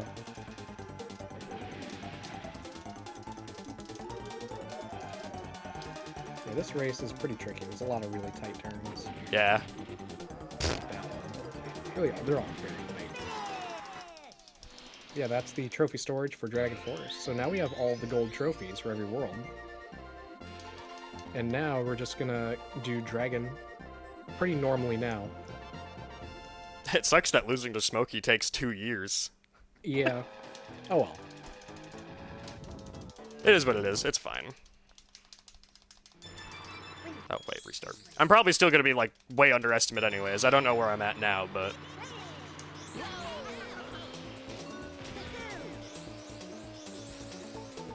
You're an hour 20 in, so... Definitely, I would say on pace to be quite underestimate.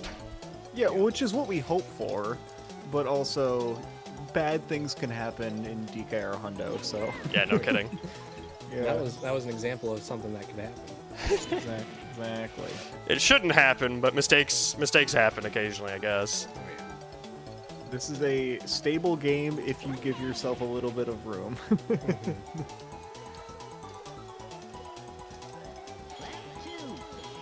You can see here that we're opting for a bunch of barrel rolls instead of dropping down to grab boost. It's a lot faster to do a bunch of barrel rolls because we can stack the speed over and over again. Consecutive barrel rolls. We'd have to stop the chain of barrel rolls in order to grab a boost, and then we would go as fast with a single boost as we were with just a bunch of barrel rolls. So much faster to just do a bunch of barrel rolls. Real quick, we do have a $25 donation from Urutsumi. Thank you so much.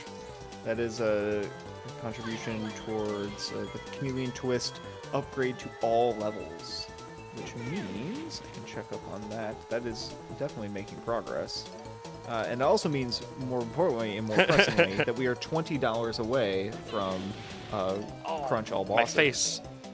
So $20 more before Seal finishes this run, and we will see Crunch All Bosses in DKR.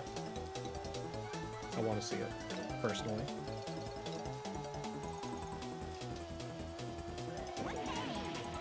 And there is an out of bounds that can be done on this level, but it is really hard to do. Yeah, it's incredibly hard.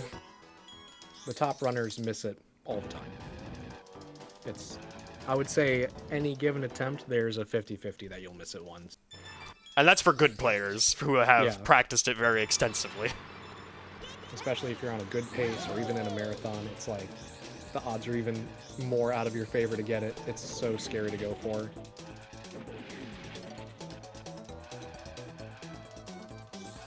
It's a really tough balloon to miss. You lose a lot of speed going up that hill. Oh yeah. This one, there's a lot of really weird polygons to drive over that can reverse your directions. Ah, tough. Tough, tough, tough.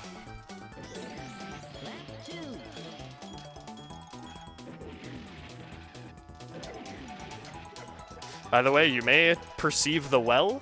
If you ever play this game, don't go down the well. It's really, really slow. It is. It is an intended shortcut, but it actually is much slower. Even though there's a zipper down there and some bananas, it just takes so long. I believe on the DS version of this game, it is faster to go down in the well. But we don't talk about the DS version. I certainly don't talk about it. Alright, Insane Magnet, I gained like a frame there. Nice.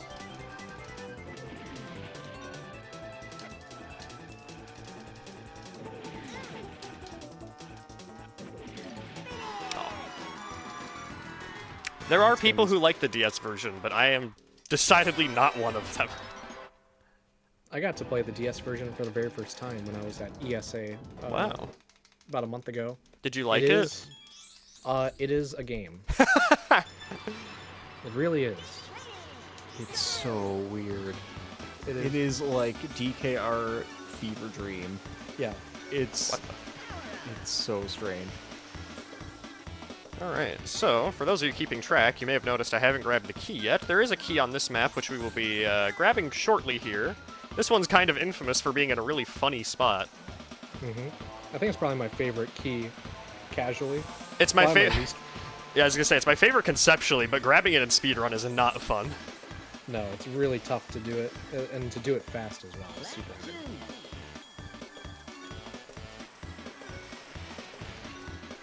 You can see this chain of boosts here that we used to get up this hill.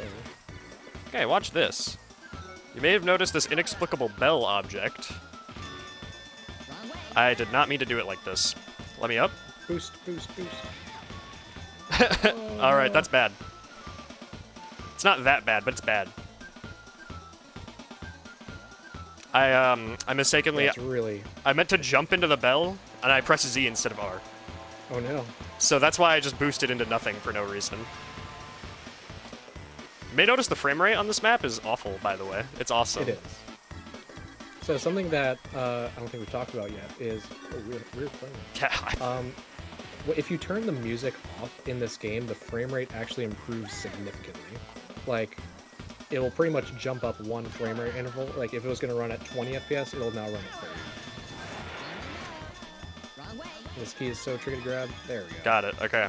Not clean, but it's good enough. Yeah, it's a very fun key to grab casually, but in a speedrun, it really is annoying. The hitbox being as small as it is, and the frame rate making it tough, and getting up the drawbridge. It's also set cleanly. really high up for some reason. It really is. You kind of have to jump into the key to grab it. I'm not hitting the cutscene skips anyways, so Dragon Blade wouldn't have even helped that, or like, actually beating Smokey wouldn't have helped that much. Yeah. Yeah, turning off the music is actually a speedrun strat, unfortunately, Yep. and it is used in the all trophy races category because it allows for a higher frame rate in a bunch of the races. But having a higher frame rate isn't exactly like you will go this much faster every single race. It's more of a, because there's a higher frame rate, you have access to build more speed if you know how to do it. So you won't just get like free speed for turning the music off. You actually have to know how to work with the difference in frame rate to do it. Yeah. I don't know about your runs, but I know the previous Hundo record, which was just broken very recently, was with music on the whole way. Yeah. Recently, the Honda record was done with music on the whole way as well. Okay. As well as any percent. But for all trophy races, it's a lot tighter of a category. It's only 20 tracks at a very fast level. Music off actually does save a bunch of time.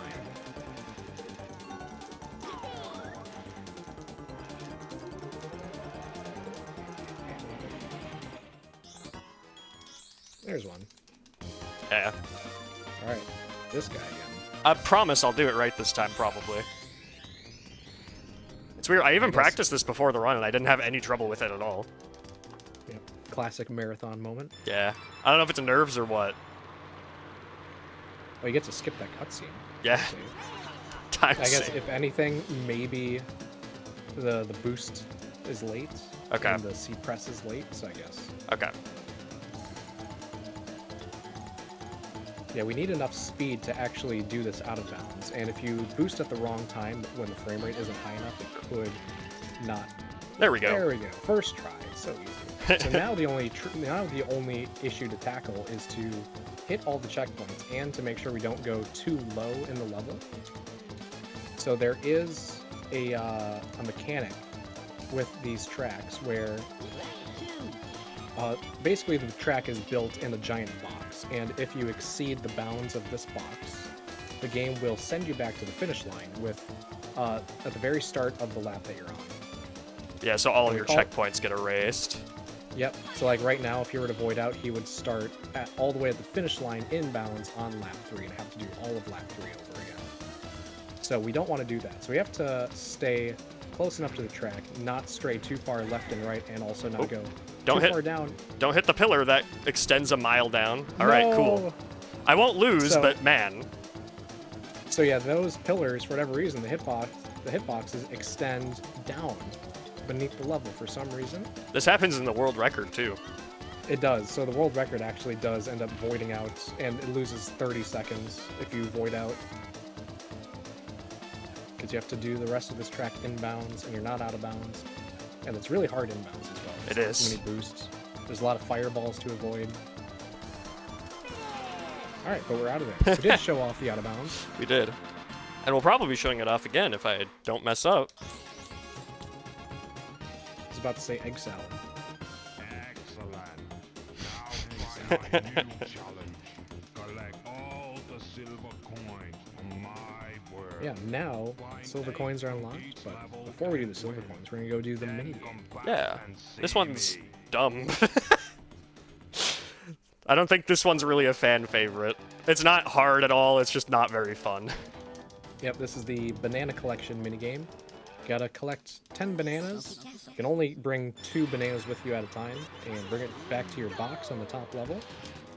First 1 to 10 wins.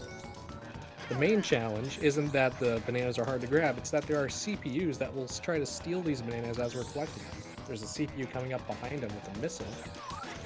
Yeah, I should have Yep, waited it there out. is. So that's really only the main time loss. It loses a few seconds getting shot there by that CPU because it steals some of your bananas. But other than that, this minigame, there isn't much to it. You just go back and forth between these 2 sets of bananas, and then bring it back to your box. Not the most interesting. It's really only a place to lose time, essentially. Yeah. And you can see the CPUs are like Hi, collecting Timber. bananas at hello. They're not even at 4 yet, and we're about to win the game. Like they're very slow at this. So it's not even an issue of losing, it's just an issue of losing time from the CPUs just being in your way. Yeah, that's the last minigame. We don't have to do any more. Yeah. Now, Ow. Now we have the Diddy. What are you doing? This isn't your game. Yeah, there it is, the full TT amulet. Made of chocolate. Yeah, it's actually it's chocolate and it's wrapped in gold. Yeah, speaking of TT amulet, we're doing a TT amulet tournament, as I mentioned earlier. It's a 16-person competition to see who can race to collect the TT amulet. What just happened? I don't know. I'm really glad he didn't want to talk to me, though. Yeah, it's been ongoing for a few weeks now, and we're almost into the playoff stage of this tournament. I am not in it, but I have been watching. It's really cool. Yeah, TT amulet is a newer category that was added almost a year ago now. It is collecting the TT amulet in a in a fresh game. And the world record does it in a little under 27 minutes. You want to tell them who has the world record? I have the world record. Yeah, it's a really interesting Awesome category. bonk. It's probably the most unique, adventure category that we have right now, because we're doing it in an adventure file. Because we don't do any of the silver coins in that category, and we don't do any boss races in the category. We do all the vehicle challenges though. Treat. I thought treat. I thought I could get around that one. Oh. My speed.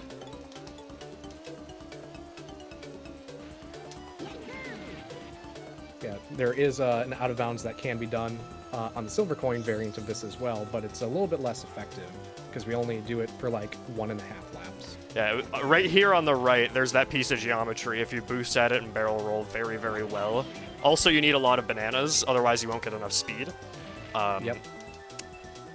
You can get out of bounds. And then even once you're out of bounds, this particular out of bounds is like the strictest about where you're allowed to go while being out of bounds. it's so tight. The movement that you are allowed to have without going back in bounds is very small. While still hitting the checkpoints. Oh yeah. And then you have to go back in bounds at the correct time to grab the coins efficiently. It's this whole puzzle that you have to do fast enough in order to save time with. Now, of course, done optimally, it does save a lot of time. It's just very difficult.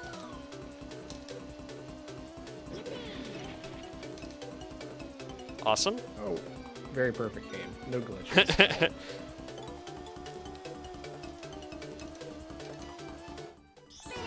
Now, I'm sad. Tough game. Can't believe you're missing frame perfect trips. Yeah.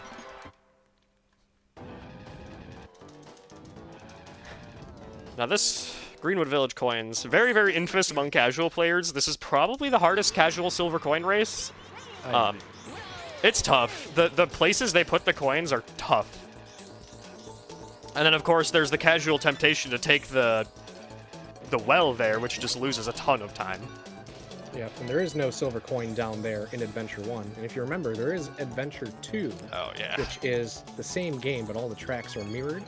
The CPUs are harder, and the silver coins are in worse places. Like, they're much slower to grab. Awesome. They lose a lot more time in Adventure 2. I But have even not... in Sorry, go ahead. Even in Adventure 1, especially for this track, the coins are in really out of the way locations.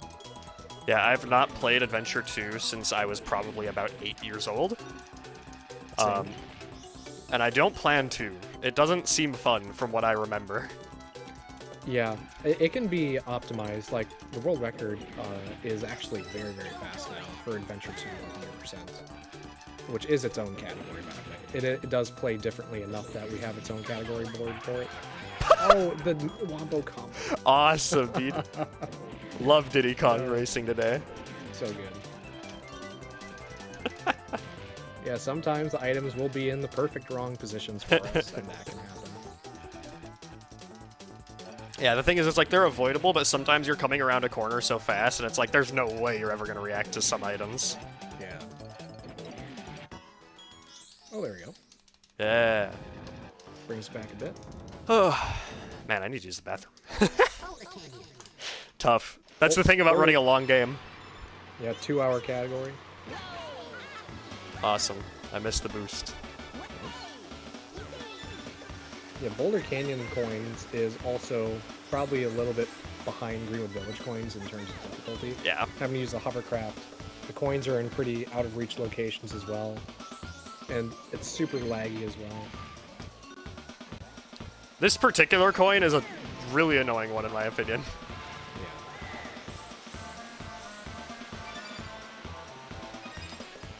Now this coin, a lot of the time, people actually grab on, like, lap 2 or lap 3. I can't be bothered.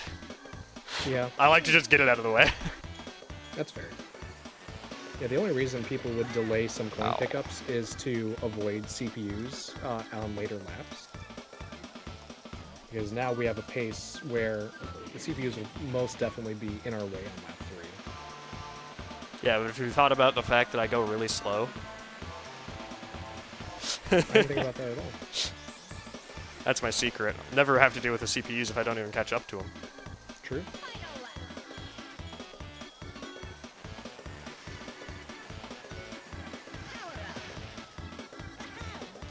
Another wall bonk there and hover. Yeah. You can do that to go, like, really fast. I'm not having the best Boulder Canyon experience this run, but it's fine. Oh god, I'm gonna catch up to him. What do I do? And also, the left path in Boulder Canyon here for that fork is actually faster than the right path significantly, because it throws us out on a tighter line. It's also faster to get into the left tunnel than the right tunnel, too. AI tend to be really, really annoying at the start of Haunted Woods here, so I'm just not going to deal with them. Yep.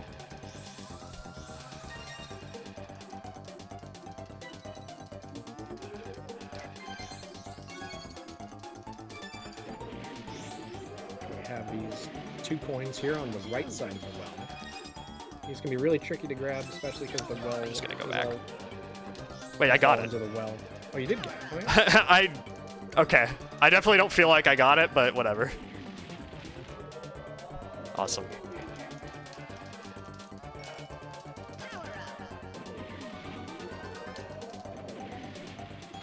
Man. I'm having a good Diddy Kong racing time today, I guess. Yeah, Dragon Force will do this to us. The races are super hard. Yeah.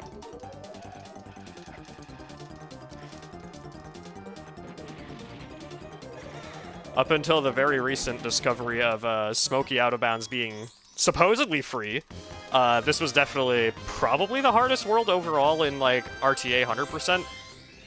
Mm-hmm. Now with this Out of Bounds being a lot easier, because before it was pretty similar to the Windmill Plains one in terms of difficulty, where it might as well be a coin flip even for really good players. Now it's... You should hit it probably like 98% of the time if you're good at the game.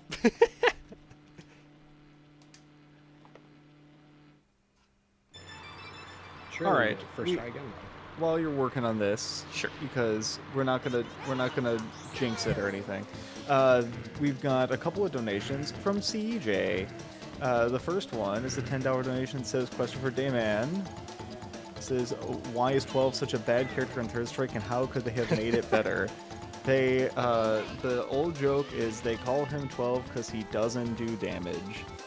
He is fine, except for all of his combos and moves do no damage, which is really hard to win with because that's how you win matches. He's also minus on hit a lot. Yeah, but he would be fine with that if he did triple damage on all of his moves. He's not punishable on hit, so it's like stray hits here and there, not the worst case scenario, but yeah. And then we got another one that is, oh, this is cursed.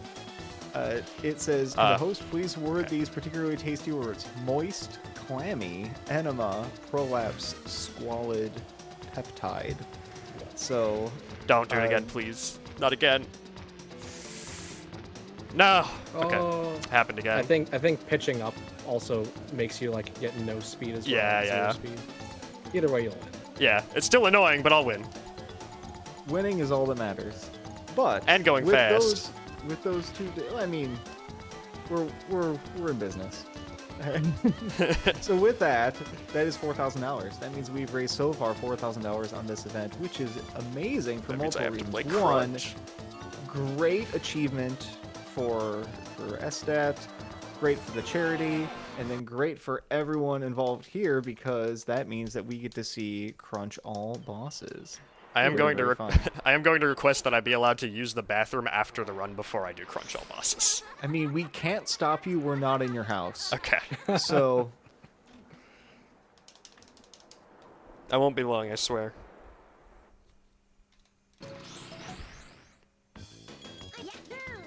No. You must game. Alright. Now we get to see probably the hardest casual boss in the game. Certainly up there.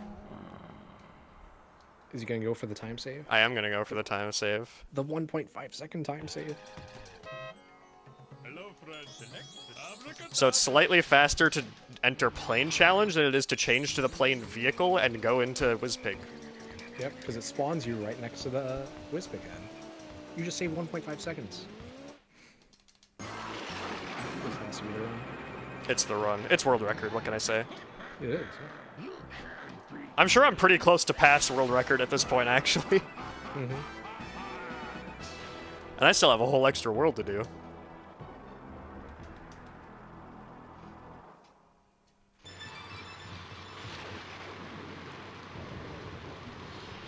Yeah, for most people, this is the final boss of the game.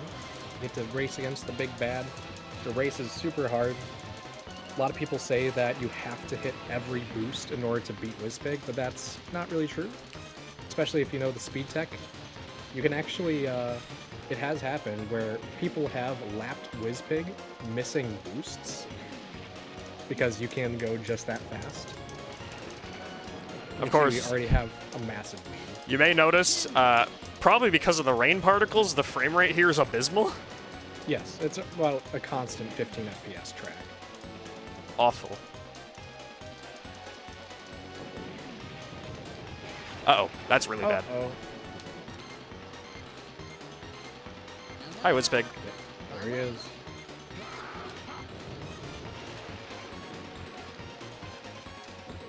Oh no, he's taking the lead. How are we ever going to win? He does say I can't beat him. That's true. Yeah, with TT on and with speed tech, you can, even with major mistakes, you can beat him. Now, if I do that again, it's tough, Yeah, but... yeah, if you do fall in the water again, you may have to reset. And there are many places to fall in the water. It is a very hard track.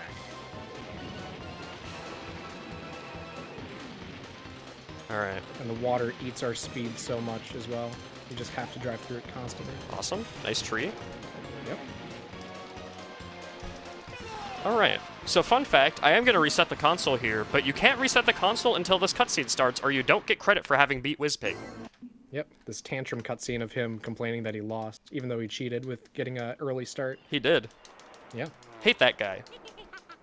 Yeah, the game's over. We did it. we got all the trophies, we got the amulet pieces, and we beat Wizpig. That's it. Yeah. Now, in that cutscene that we just skipped by resetting the game, it would tell you the game is not, in fact, over. Wizpig shows up in a space... Well, he doesn't show up in a spaceship, but he shows up with several spaceships and bombs our party. And then takes off in a rocket. Alright.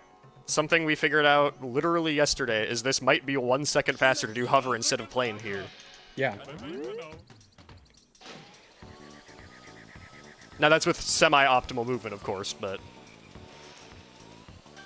Yeah, if you didn't know, for those that never got there as a kid, there's a secret fifth world, Future Funland, which you can only access if you've collected all the gold trophies and you've beaten Wizpig. You have to go to the sign and just get near it, or touch it, or honk next to it, and you will unlock this best cutscene in the game, because the lighthouse is actually not a lighthouse, it's actually a spaceship.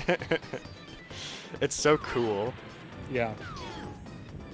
They just did things because they could do it back in the days. It's awesome. Mm-hmm. Alright, so now we're going to Future Funland. I would say this is not the hardest world in the game, but I would say this is probably my individual worst world in the game. It's insanely hard. Yeah, it's definitely up there, for sure. I mean, really the moral of the story is that the game is just hard, but... Also, right there, you may notice that I actually semi-intentionally grabbed that red balloon. It is semi-consistent that the AI will shoot you there if you don't steal it from them. So that's cool. Oh. Oh. So there's a lot of obstacles, especially just on this one track. You have all these lightning bolts that you will lose bananas and speed if you hit them. Yeah. You have the rocket, that ship that shoots you with lasers as you come down. All these super tight turns, or with all these pillars that you can bonk on. And the These meatballs. The meatballs that are flying around. And if anyone has an answer for why there's palm trees in space, please email us. Please email us.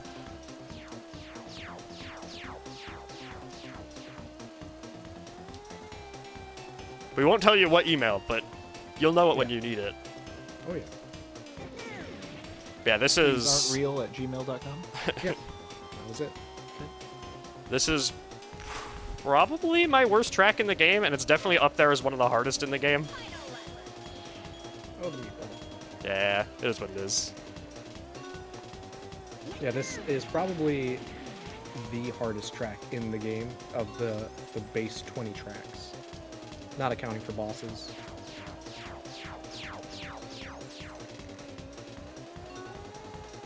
This one also has some pretty messed up silver coin locations, actually. Oh yeah. Mostly only one. For the most part, they're not that bad, but there is one pretty tough silver coin.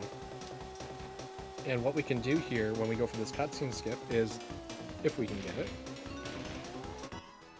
There Nice. it is. Instead of going return to lobby, we'll go and do reset race, and we are immediately going into the coin race. We've gotten awarded that balloon for that previous race, and now we're right into this. Diddy don't. Oh! Oh, nice. So normally you would have to beat all 4 of the races, and then the silver coin challenges are unlocked, but as soon as you beat the race, it automatically switches the door, the loading zone, to be the silver coin. So if you could get in it right away, you could race the silver coin race, and that's what we just did. That specific coin is the one I was talking about, by the way. That one's in a that bit of a one's tough so spot. hard.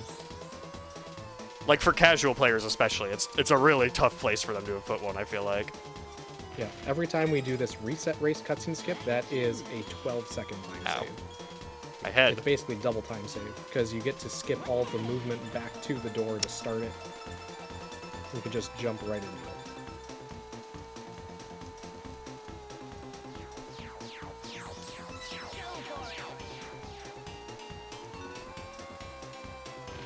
Would very heavily recommend to anybody that this game looks cool to watch, like, the really, really good players. Because this, like, especially the playing levels look like a completely different game from me to, like, the absolute, like, top-level players. Yeah, quick shout out to Obayo, Yeah. who has been one of the most dominant RTA players for a very long time, and also pretty much the best plane player in the game right now. He's so fast that it's scary. He pretty much has, like, the majority of the plane world records in this game, both for balloon race and in time trials. Like, he makes us look like children.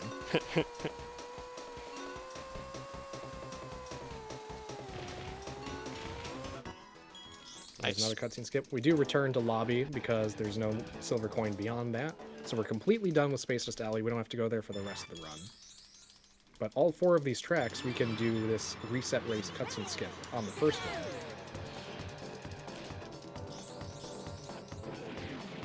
Darkmoon Caverns here. This is a super tough car track. These bumps make it near impossible to have full control of your car. In the air, you don't really have many options to maneuver your car. You pretty much just have to take whatever line you're getting and just hope you go somewhere that doesn't destroy you. You got these, the loops. And if one loop wasn't enough for you, There's a second 2. one. 2, twice as many. There's a lot of discussion if that first loop that we go through is white or blue. I'm colorblind. I think it's blue. Some people think it's white. I guess I've never thought about it because I've never seen people have this discussion before. I will let you know once I get there. I'm fairly certain it's blue.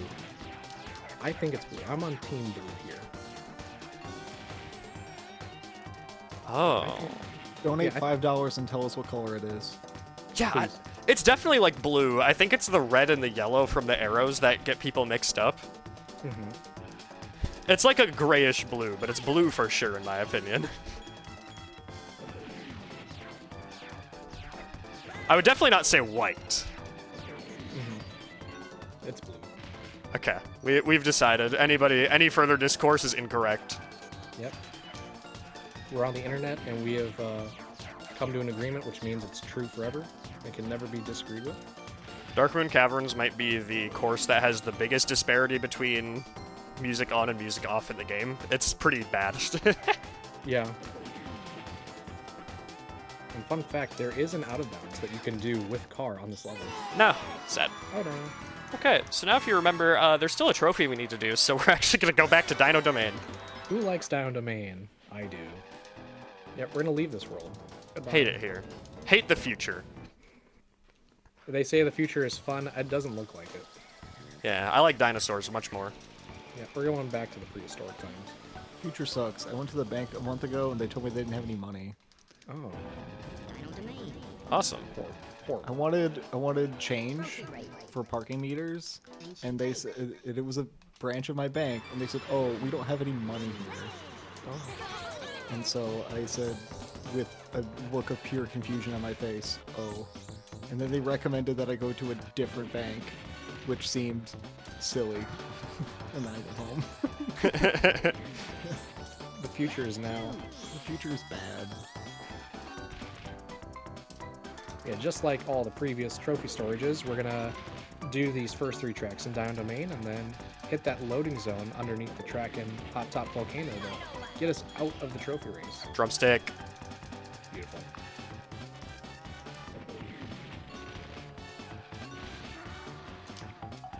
Also, that big green dinosaur there has a name. The name Yeah. is Leffen. Like the Smash player, Leffen. Actually like the Smash player Leffen. Same spelling and everything.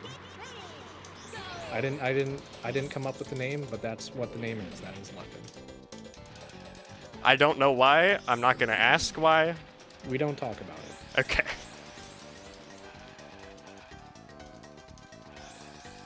And also, the blue whales in Whale Bay, those have names as well. The one by the start line is Gus, and the one by the ship is Karen.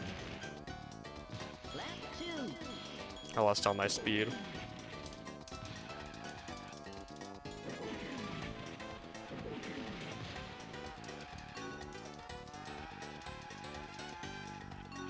Also, TT is mentioned in the Nintendo comics, so TT is actually like canon. It's not just a spin-off character.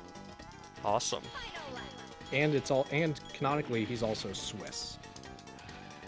Oh. He's from Switzerland. That's actually he's actually from Zurich. I'm not making this up at all.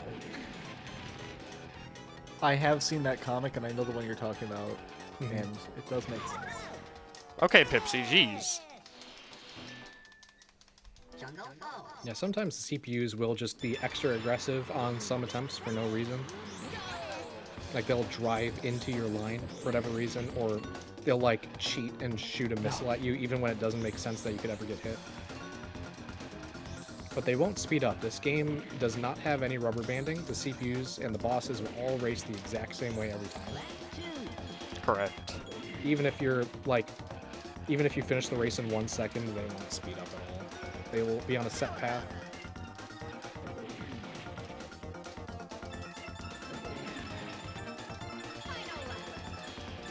This will be the last time we'll be seeing these levels, so take it in while you can.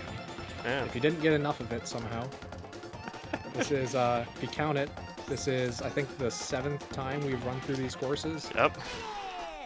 Or maybe the 6th time. Volcano. 5 trophies, 2 balloon races, so yeah, 7th. 7. Alright, surely I don't miss the out of bounds. Surely. Oh yeah. It's so easy. And there's the loading zone. I was gonna say, I feel like I'm for sure hitting the loading zone here, right? Yep. So we got the most common result, the car warp. It would have been about 5 seconds faster to get the 1 in 8 chance overworld warp.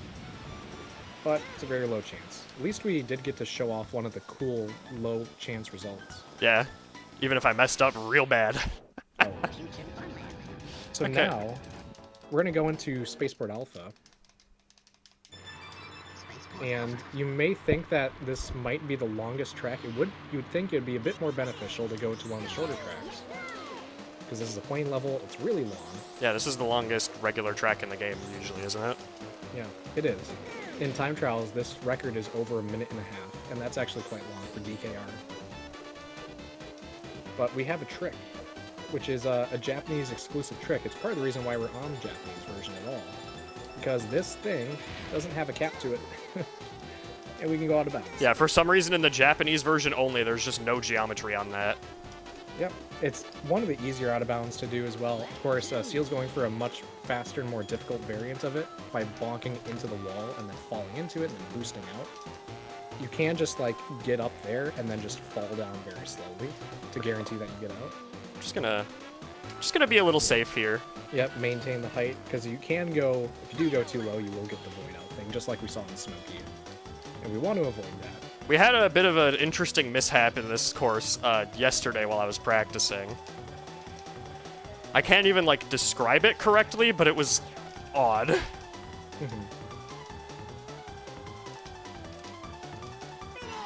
And there's the race. So that will give us the trophy for Future Funland, despite it looking like Dino Domain. So we have all 5 trophies now. And what's interesting is that the TT NPC that's located in the middle of all of the hub worlds, you can talk to him and you can get a check on the status of your game file that you're in right now. And there's only 4 slots for trophies to show up in the status menu, even though there's 5 trophies total, and the sign outside only has 4 slots as well. There's like no place that the game keeps track of the 5th trophy for whatever reason. I would assume it's because they didn't want to spoil the fact that there's a 5th world before you get there. Most likely. Yeah, we did Spaceport Alpha to do the trophy storage. Oh, wow. Okay. That was fast. And now we're going to do Spaceport Alpha to grab the balloon. The trophy takes priority over getting the balloon for it, which is why we're racing this again.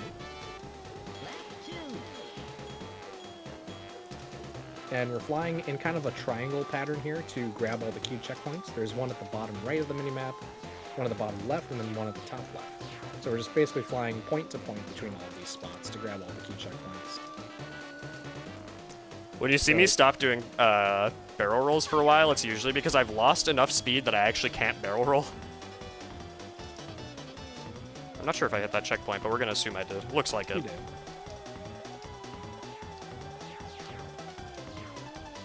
And then from here, we'll want to maybe go back in bounds to line up the cutscene skip a bit. Is that real? That's a fake wrong way.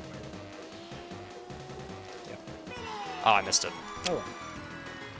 So fake wrong ways are a weird thing, and that's just when we are going out of bounds. Typically, it'll happen. Sometimes just the game gets confused on the direction we're going compared to the checkpoint number that we have, because it's expecting us to go one way when we're going the other way. Yep. So it'll throw a wrong way at the wrong time because it thinks we're doing something wrong. To be fair, we are, but not in the way not in the way that we're gonna actually get penalized for it. Most of the time it doesn't happen, but every once in a while it does. Now, this Star is- City, this... Yeah, go ahead. Yeah, Star City is a pretty normal car track. This city section here with these 90-degree turns are pretty much the only obstacle, apart from the big bridge that we have to get over. This boost chain here is really nice to do. Yeah, this is... The regular race, I would say, is not so bad for casual play. The coin race, I would say this is also one of the harder ones. Oh yeah. Basically, this entire world is, like, all really hard coin races.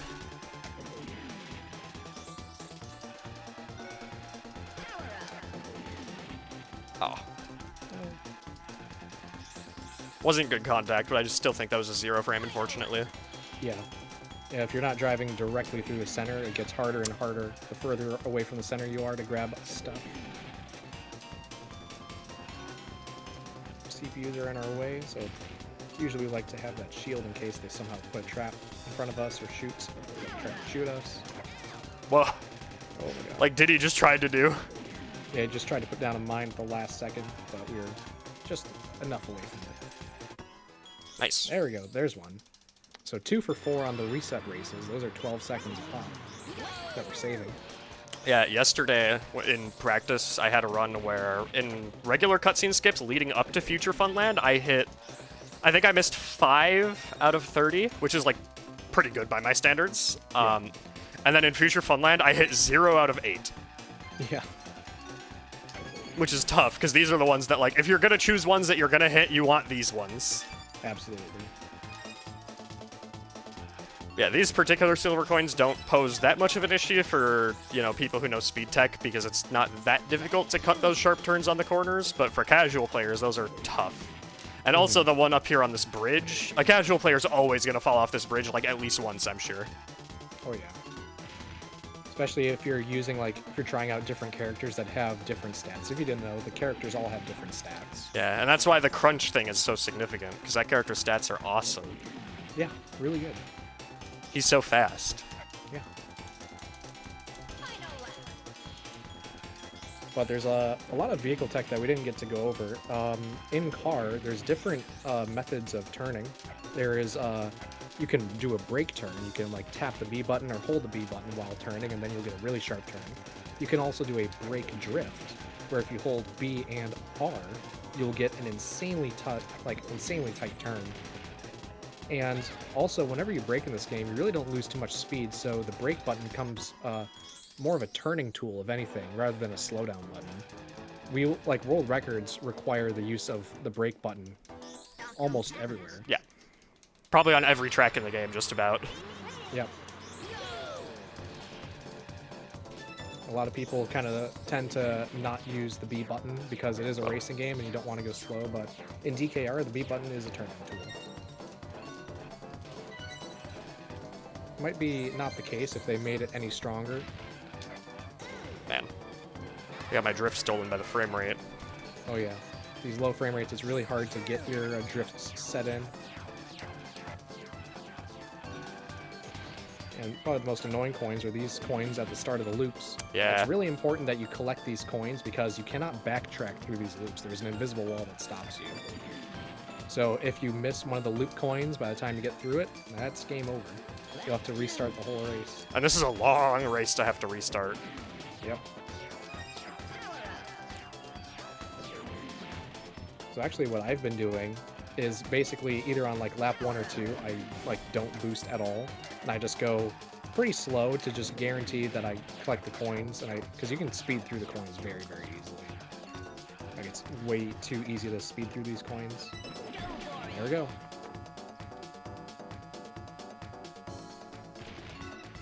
Oh, Hey. I tried to be cool. Yeah. So what we'll also see is there's gonna be a bunch of items here. After this finish line, there's a bubble. How many mines will we get? Looks like so far they're actually nicer than usual. Oh yeah. It's actually very good item RNG here. Normally there could be like 4 or 5 mines just placed around.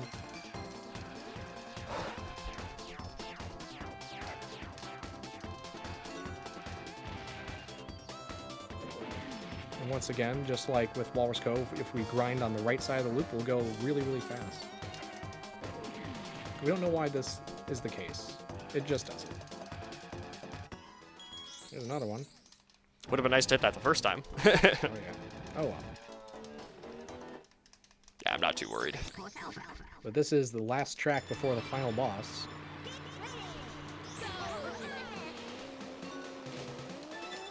Yeah, this one can be very tricky, especially if you route in the out of bounds with silver coin collection. Yeah. Now, again, just like the other HTV with the out of bounds, I typically just collect it all first lap, second lap go out of bounds. Oh, yeah. Probably should have grabbed one of those shields, huh? I'll be fine. Yeah, luckily the lasers aren't in like, as long as you are low enough, they pretty much won't hit you ever. They're really just like on the top half where people like to be in plane because people like to go for it.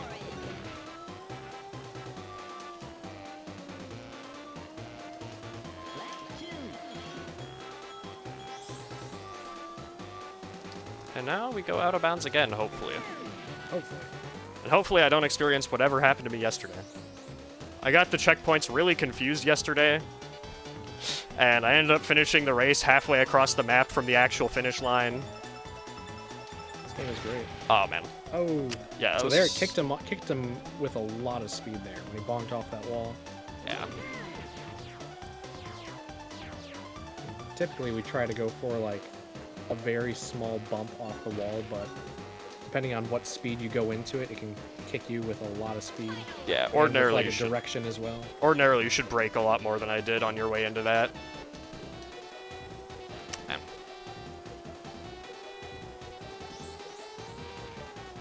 Yeesh. The vent section is also very tricky to navigate as well. Alright, I got it this time for sure. There we go.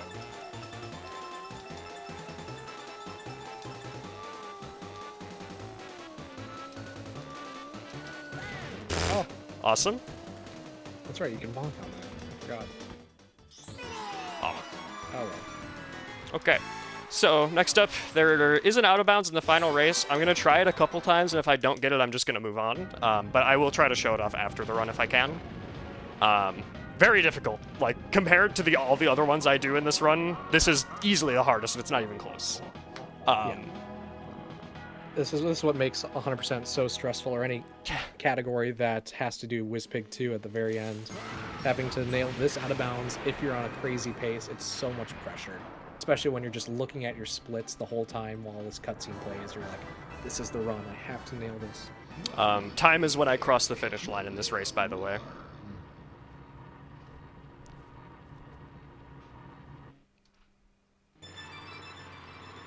Meatballs again.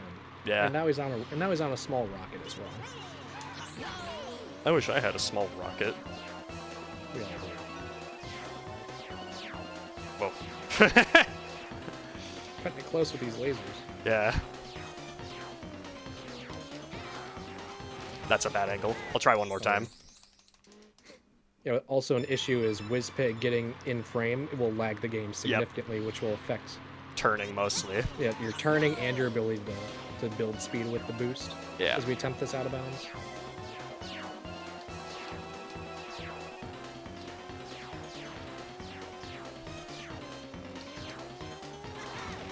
Yeah. With Whizpig in frame, it's so hard. All right, I'm just going to restart race. I'm going to race him normally, and then after the run, I'll try to show it off if I can. Yep.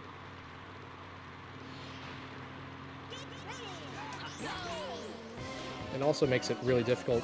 It's kind of a similar concept to a hot top volcano out of bounds, that we're like boosting underneath a water surface and then getting underneath a wall, except this wall is much, much further down, Yes. so you need a lot more speed to do it. You need more speed, and you need to come at it at a much sharper angle, which is hard to do, because you don't have much room to turn there.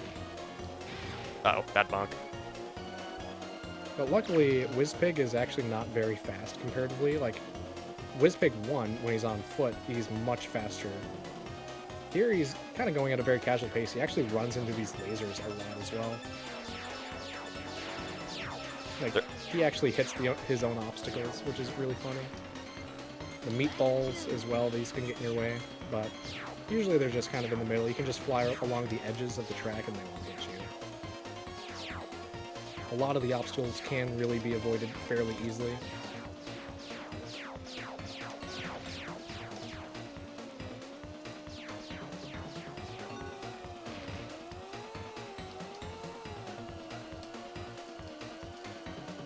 Also, what I didn't mention with this out of bounds is even once I am out of bounds, the rules for where I'm allowed to go in this course are a lot stricter than all the other ones that I do in this run. I don't know where my barrel rolls went. I was certainly pressing the R button. Yeah, sometimes the barrel roll input can get eaten for whatever reason.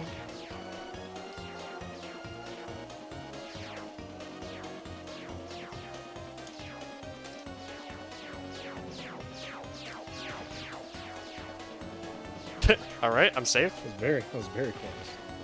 It's just, oh, I'm cutting the optimal line, you know? Yeah, you can see how far ahead of WizPig we are on the mini-map. Like, he's Yeah, like... and that's 10, even with me 15 making a lot of seconds mistakes. Yeah, this is like much, much easier, as long as you don't like hit too much. Like in WizPig 1, if you aren't very comfortable with speed tech in car, you fall in the water once. Alright, time's coming up here as soon as I cross the finish line. Alright, nice meatball. Nice. And time! Congrats, GG. GG's. Scuffed. Excellent work. What's the time?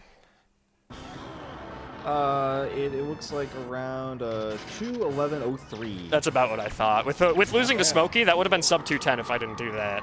Oh yeah. Alright, Still, I not very bad at all. very badly need to use the bathroom. I'll be back. That's fine. We'll cut to intermission very, very briefly, and then we'll see you in just a moment.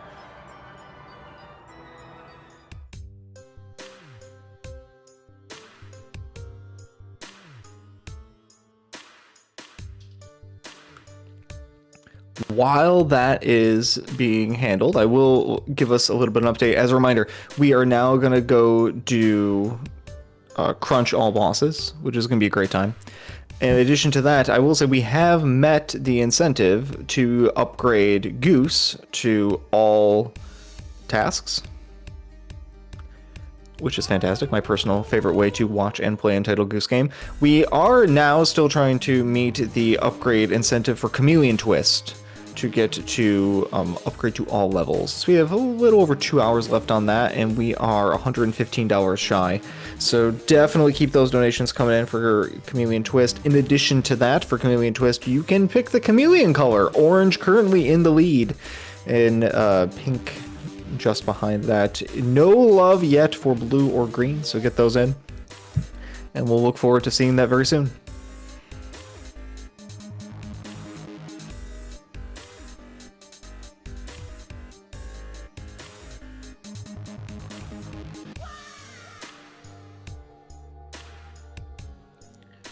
Additional reminder that coming up later on today, after this run finishes up with a little bonus, we have Organ Mike running Ultima 3 Exodus. We've got Quo playing a mystery game that not even I know what it is, so that'll be fun. We've got Rico with Untitled Goose Game, Quinn All the Fish with Chameleon Twist. Amahumahaba and Rainchew's playing Chameleon Twist 2. We've got Lunistis with Hammerhead Labs and Gaffy Taffy. I will be hosting a round of Wheel of Fortune with 3 people I was probably told who they were at some point, but I don't remember. And then we have Jack and Daxter from Headstrong and Outrageous Josh. It's CJ, Gaffy, and Hammy for Wheel. Good. I like that.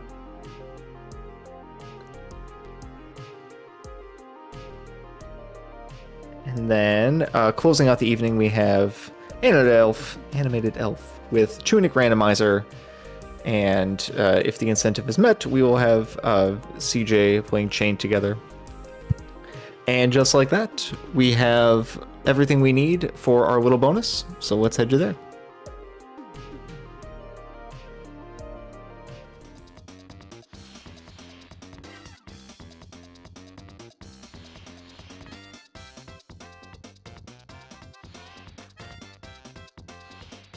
Oh, I'm looking at the wrong screen.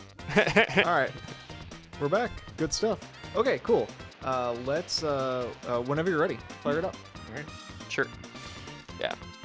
I am going to go ahead and just reset. Unfortunately, we can't do a magic code guess because we have to go. Yes, we do. At the end of each credit sequence, you get gifted a magic code, which is basically this game's cheat codes. And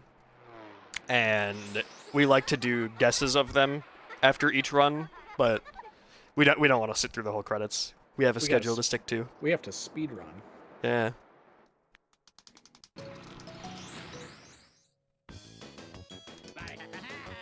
All right, crunch time. I don't know if we wanted to set up a timer for this. I don't know that it super hugely matters. If we do, though, it starts when I click on this file. I think we're fine. Okay, that's what I thought. Just thought I'd ask. So we'll say it's real fast. For optimal all boss routing, I'm not really concerned about being optimal. I think technically I would actually go to Wizpig 1 first and then reset the game. I'm just gonna do them roughly in the order that the game would ordinarily have you do them in. Yep. We're just kidding. The timer's running, so pressure's on now. Oh, okay. Oh, now I'm scared. I'm actually crying.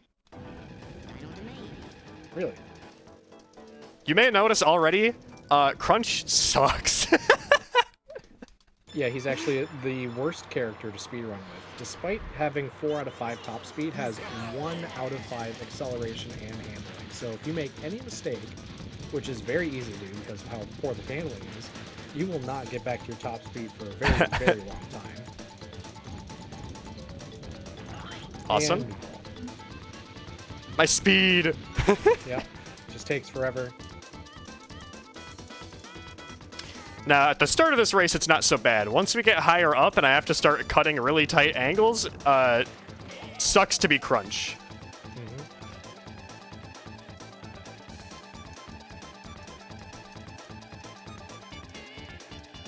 And there is an intended shortcut in the race here in Tricky the Triceratops. You can cut through the mountain, but there isn't a zipper on the second version of Tricky, which is what we're currently racing.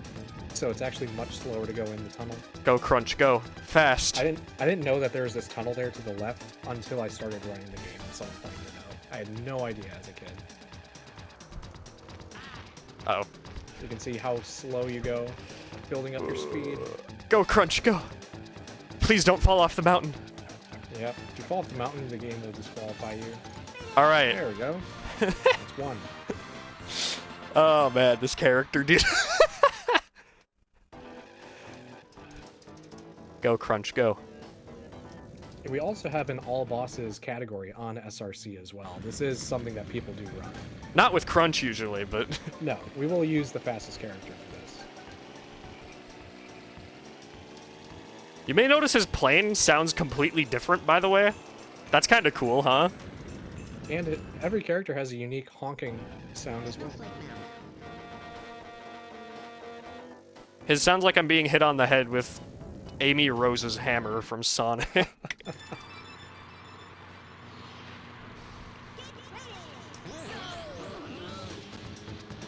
think this one's actually going to be kind of tough, considering that you can't turn very well, so you don't get the speed boosts at all in hover while snaking, but it's a little bit. Like, even though you're turning like full right there, you just have no option other than to smash it. This is awesome. You just can't do it. When I first got this JP copy in, like a couple months ago, I was playing as Crunch just to beat the game. And you really learn the feeling of despair when you're playing as this character. Oh, yeah. Also, I left my door open so my cat's in here, and I hope she's not going to cause any issues.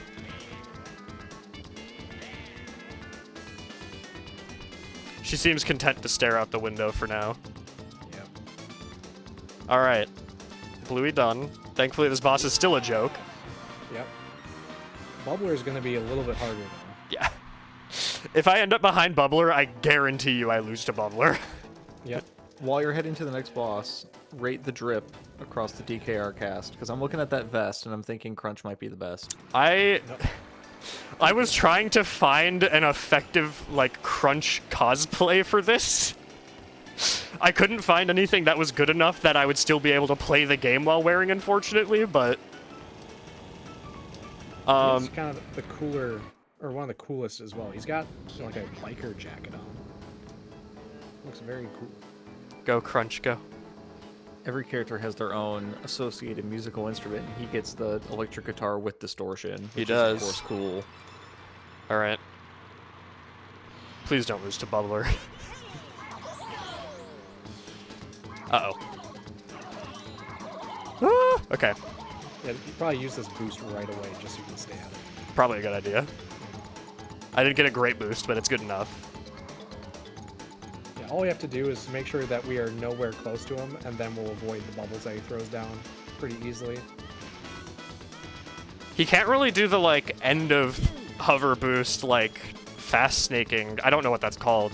To, like, keep your boost for longer.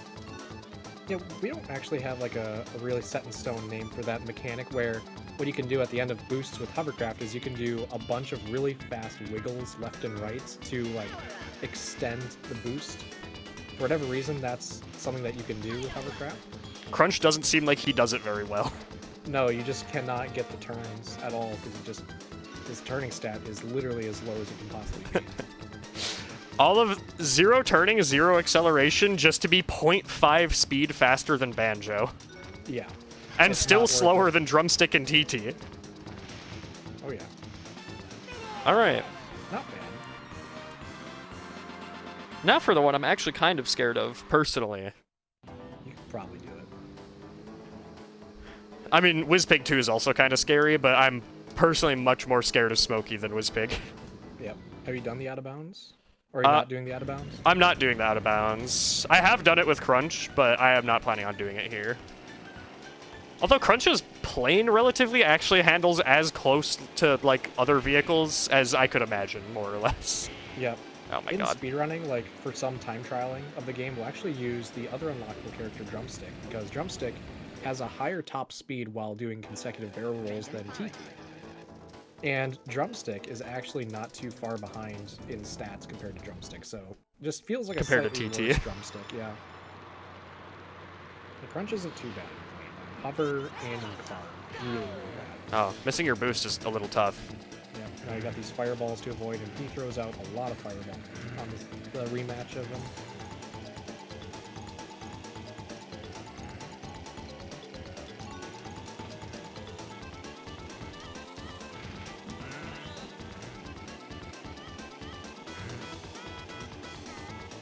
In an ideal world, I would really like that balloon, but I don't know if I trust Crunch's stats enough to get to it. Oh yeah. Very much just get ahead early and then just stay ahead.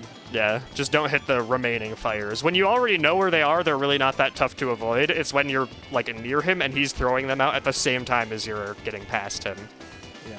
So basically just like one frame hit you and there's no way to react at all. Of course, throwing in a couple of barrel rolls. I'm just tentative to do anything crazy with Crunch, because if I make a mistake, my speed is gone forever. Yes. Oh, okay, we're good. Okay. I mean, I'm not going to lose at this point unless I do something really drastic, but...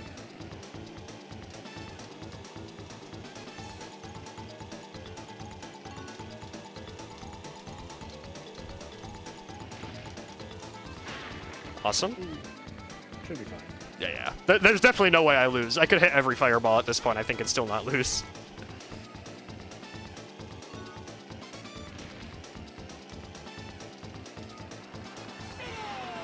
All right. Now off to Wizpig 1.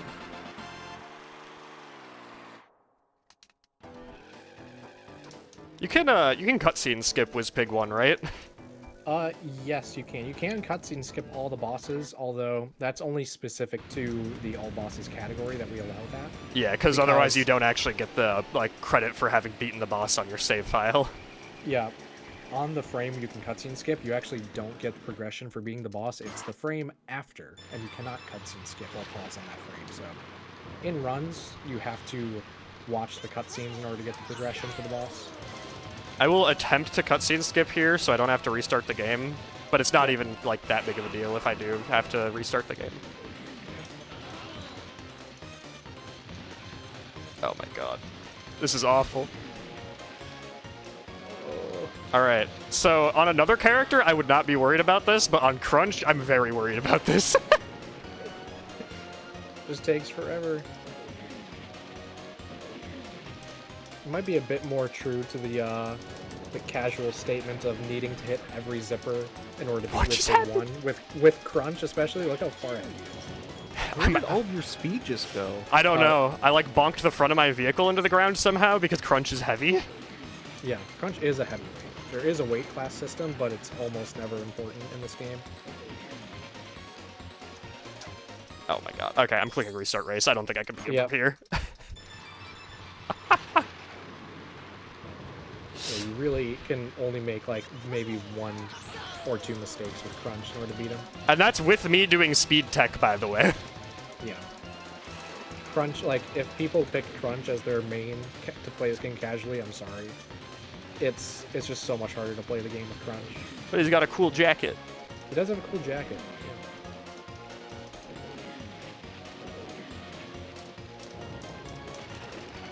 You can see how much speed you can gain if you hit all the zippers in a row to chain them all together. Because as soon as you miss one, then you have to deal with the water, and then if you have to regain your speed in any way with Crunch, you will just lose so much time. Okay. Oh, nice. That's fine. Still bad, but fine. Sometimes drifting over weird polygons, it'll reverse your drift. Yeah. For some reason. The way Crunch reacts to these hills is just so different to what TT does, man. Mm-hmm.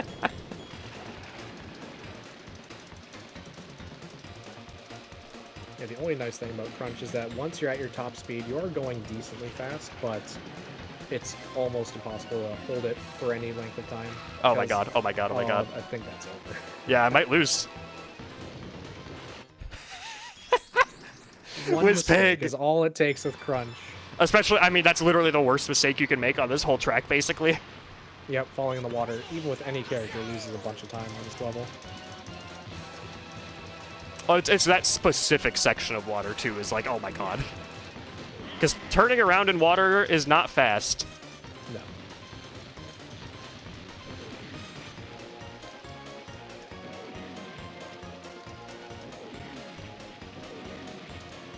I would heavily recommend nobody to ever pick this character, ever. Agreed. They didn't even put him in DK Barrel Blast.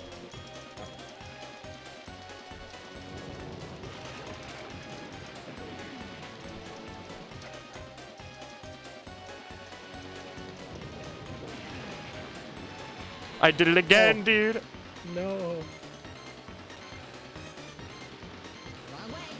I don't know if I can beat him. You might be able to bring it back if you hit everything else after that. Well, either way, if I don't beat him here, I'm just gonna go to Wizpig 2 and pretend I beat him. Sure. Because I don't, we only have so much time to look at Crunch. Yep. I just have to play like a gamer, and I think it's maybe winnable. Yeah. I don't know it is. I don't think it is. I think you could. There he is. I see him. He did tell me I can't beat him. That's true. Maybe he said that because he saw that we were playing as Crunch, and he was like, oh, this idiot. He doesn't know. I know. Oh, okay, that's it. Get me out of here. I'm going to Wizpig 2. That's right, we all saw the win. It's fine. Yeah, I saw it, actually, yeah. It was just a glitch. Yeah.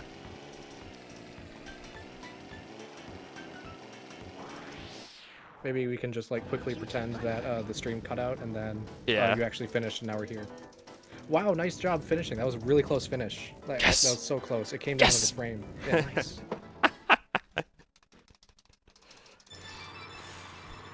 Yeah, this is like so much easier in comparison. Wizpig 2. He's much better with plane and he's just much slower. Yeah, as long as you're willing to break a little bit in plane, it is really not that bad. I mean, don't get me wrong, it's still bad, but relatively speaking, it's not that bad.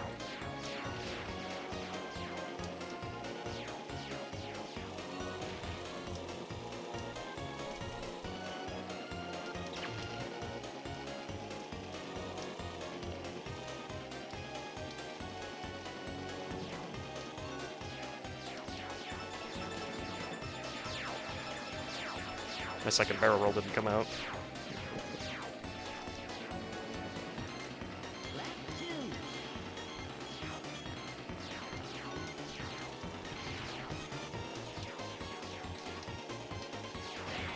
Ow. Oh. Not often we get hit by those lasers. Yeah. I'm sure there's just better lines I can take that will like completely make it not even possible for me to hit them, but I don't know those lines. Yeah, I mean, even though there's a lot of obstacles, most of the obstacles can be avoided with relative ease. But some of them are a lot tighter to get around, unfortunately.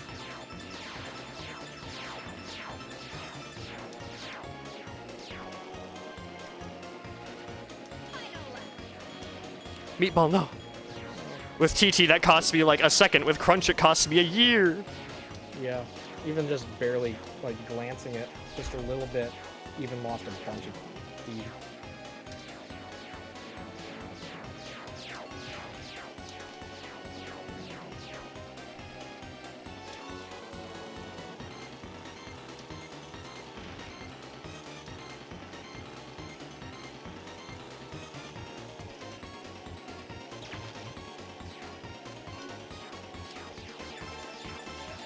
Time will be coming up, Yeah. crossing this finish line. For this very legitimate and real run. Oh yeah, And time. nice. I only had to do Wizpig 1 3 times, and I still didn't win. Yep. I mean, alright. that's So 3 we'll, laps. we'll call it a soft sub 16. You know, it's fine. It all works out pretty well. There are half a dozen asterisks on the time and category and everything else that we're gonna roll into that one. But nevertheless, it was a really entertaining run, and we're glad that we got to see some crunch. Thank you very much. Yeah. GG's, everybody. Where can people find you? So twitch.tv/SealSPL.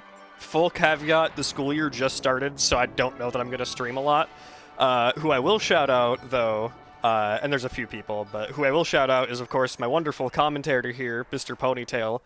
Streams quite a bit, very, very good at this game. If you have any interest in watching high-level play, he's insane. Like, just insane at the game compared to me.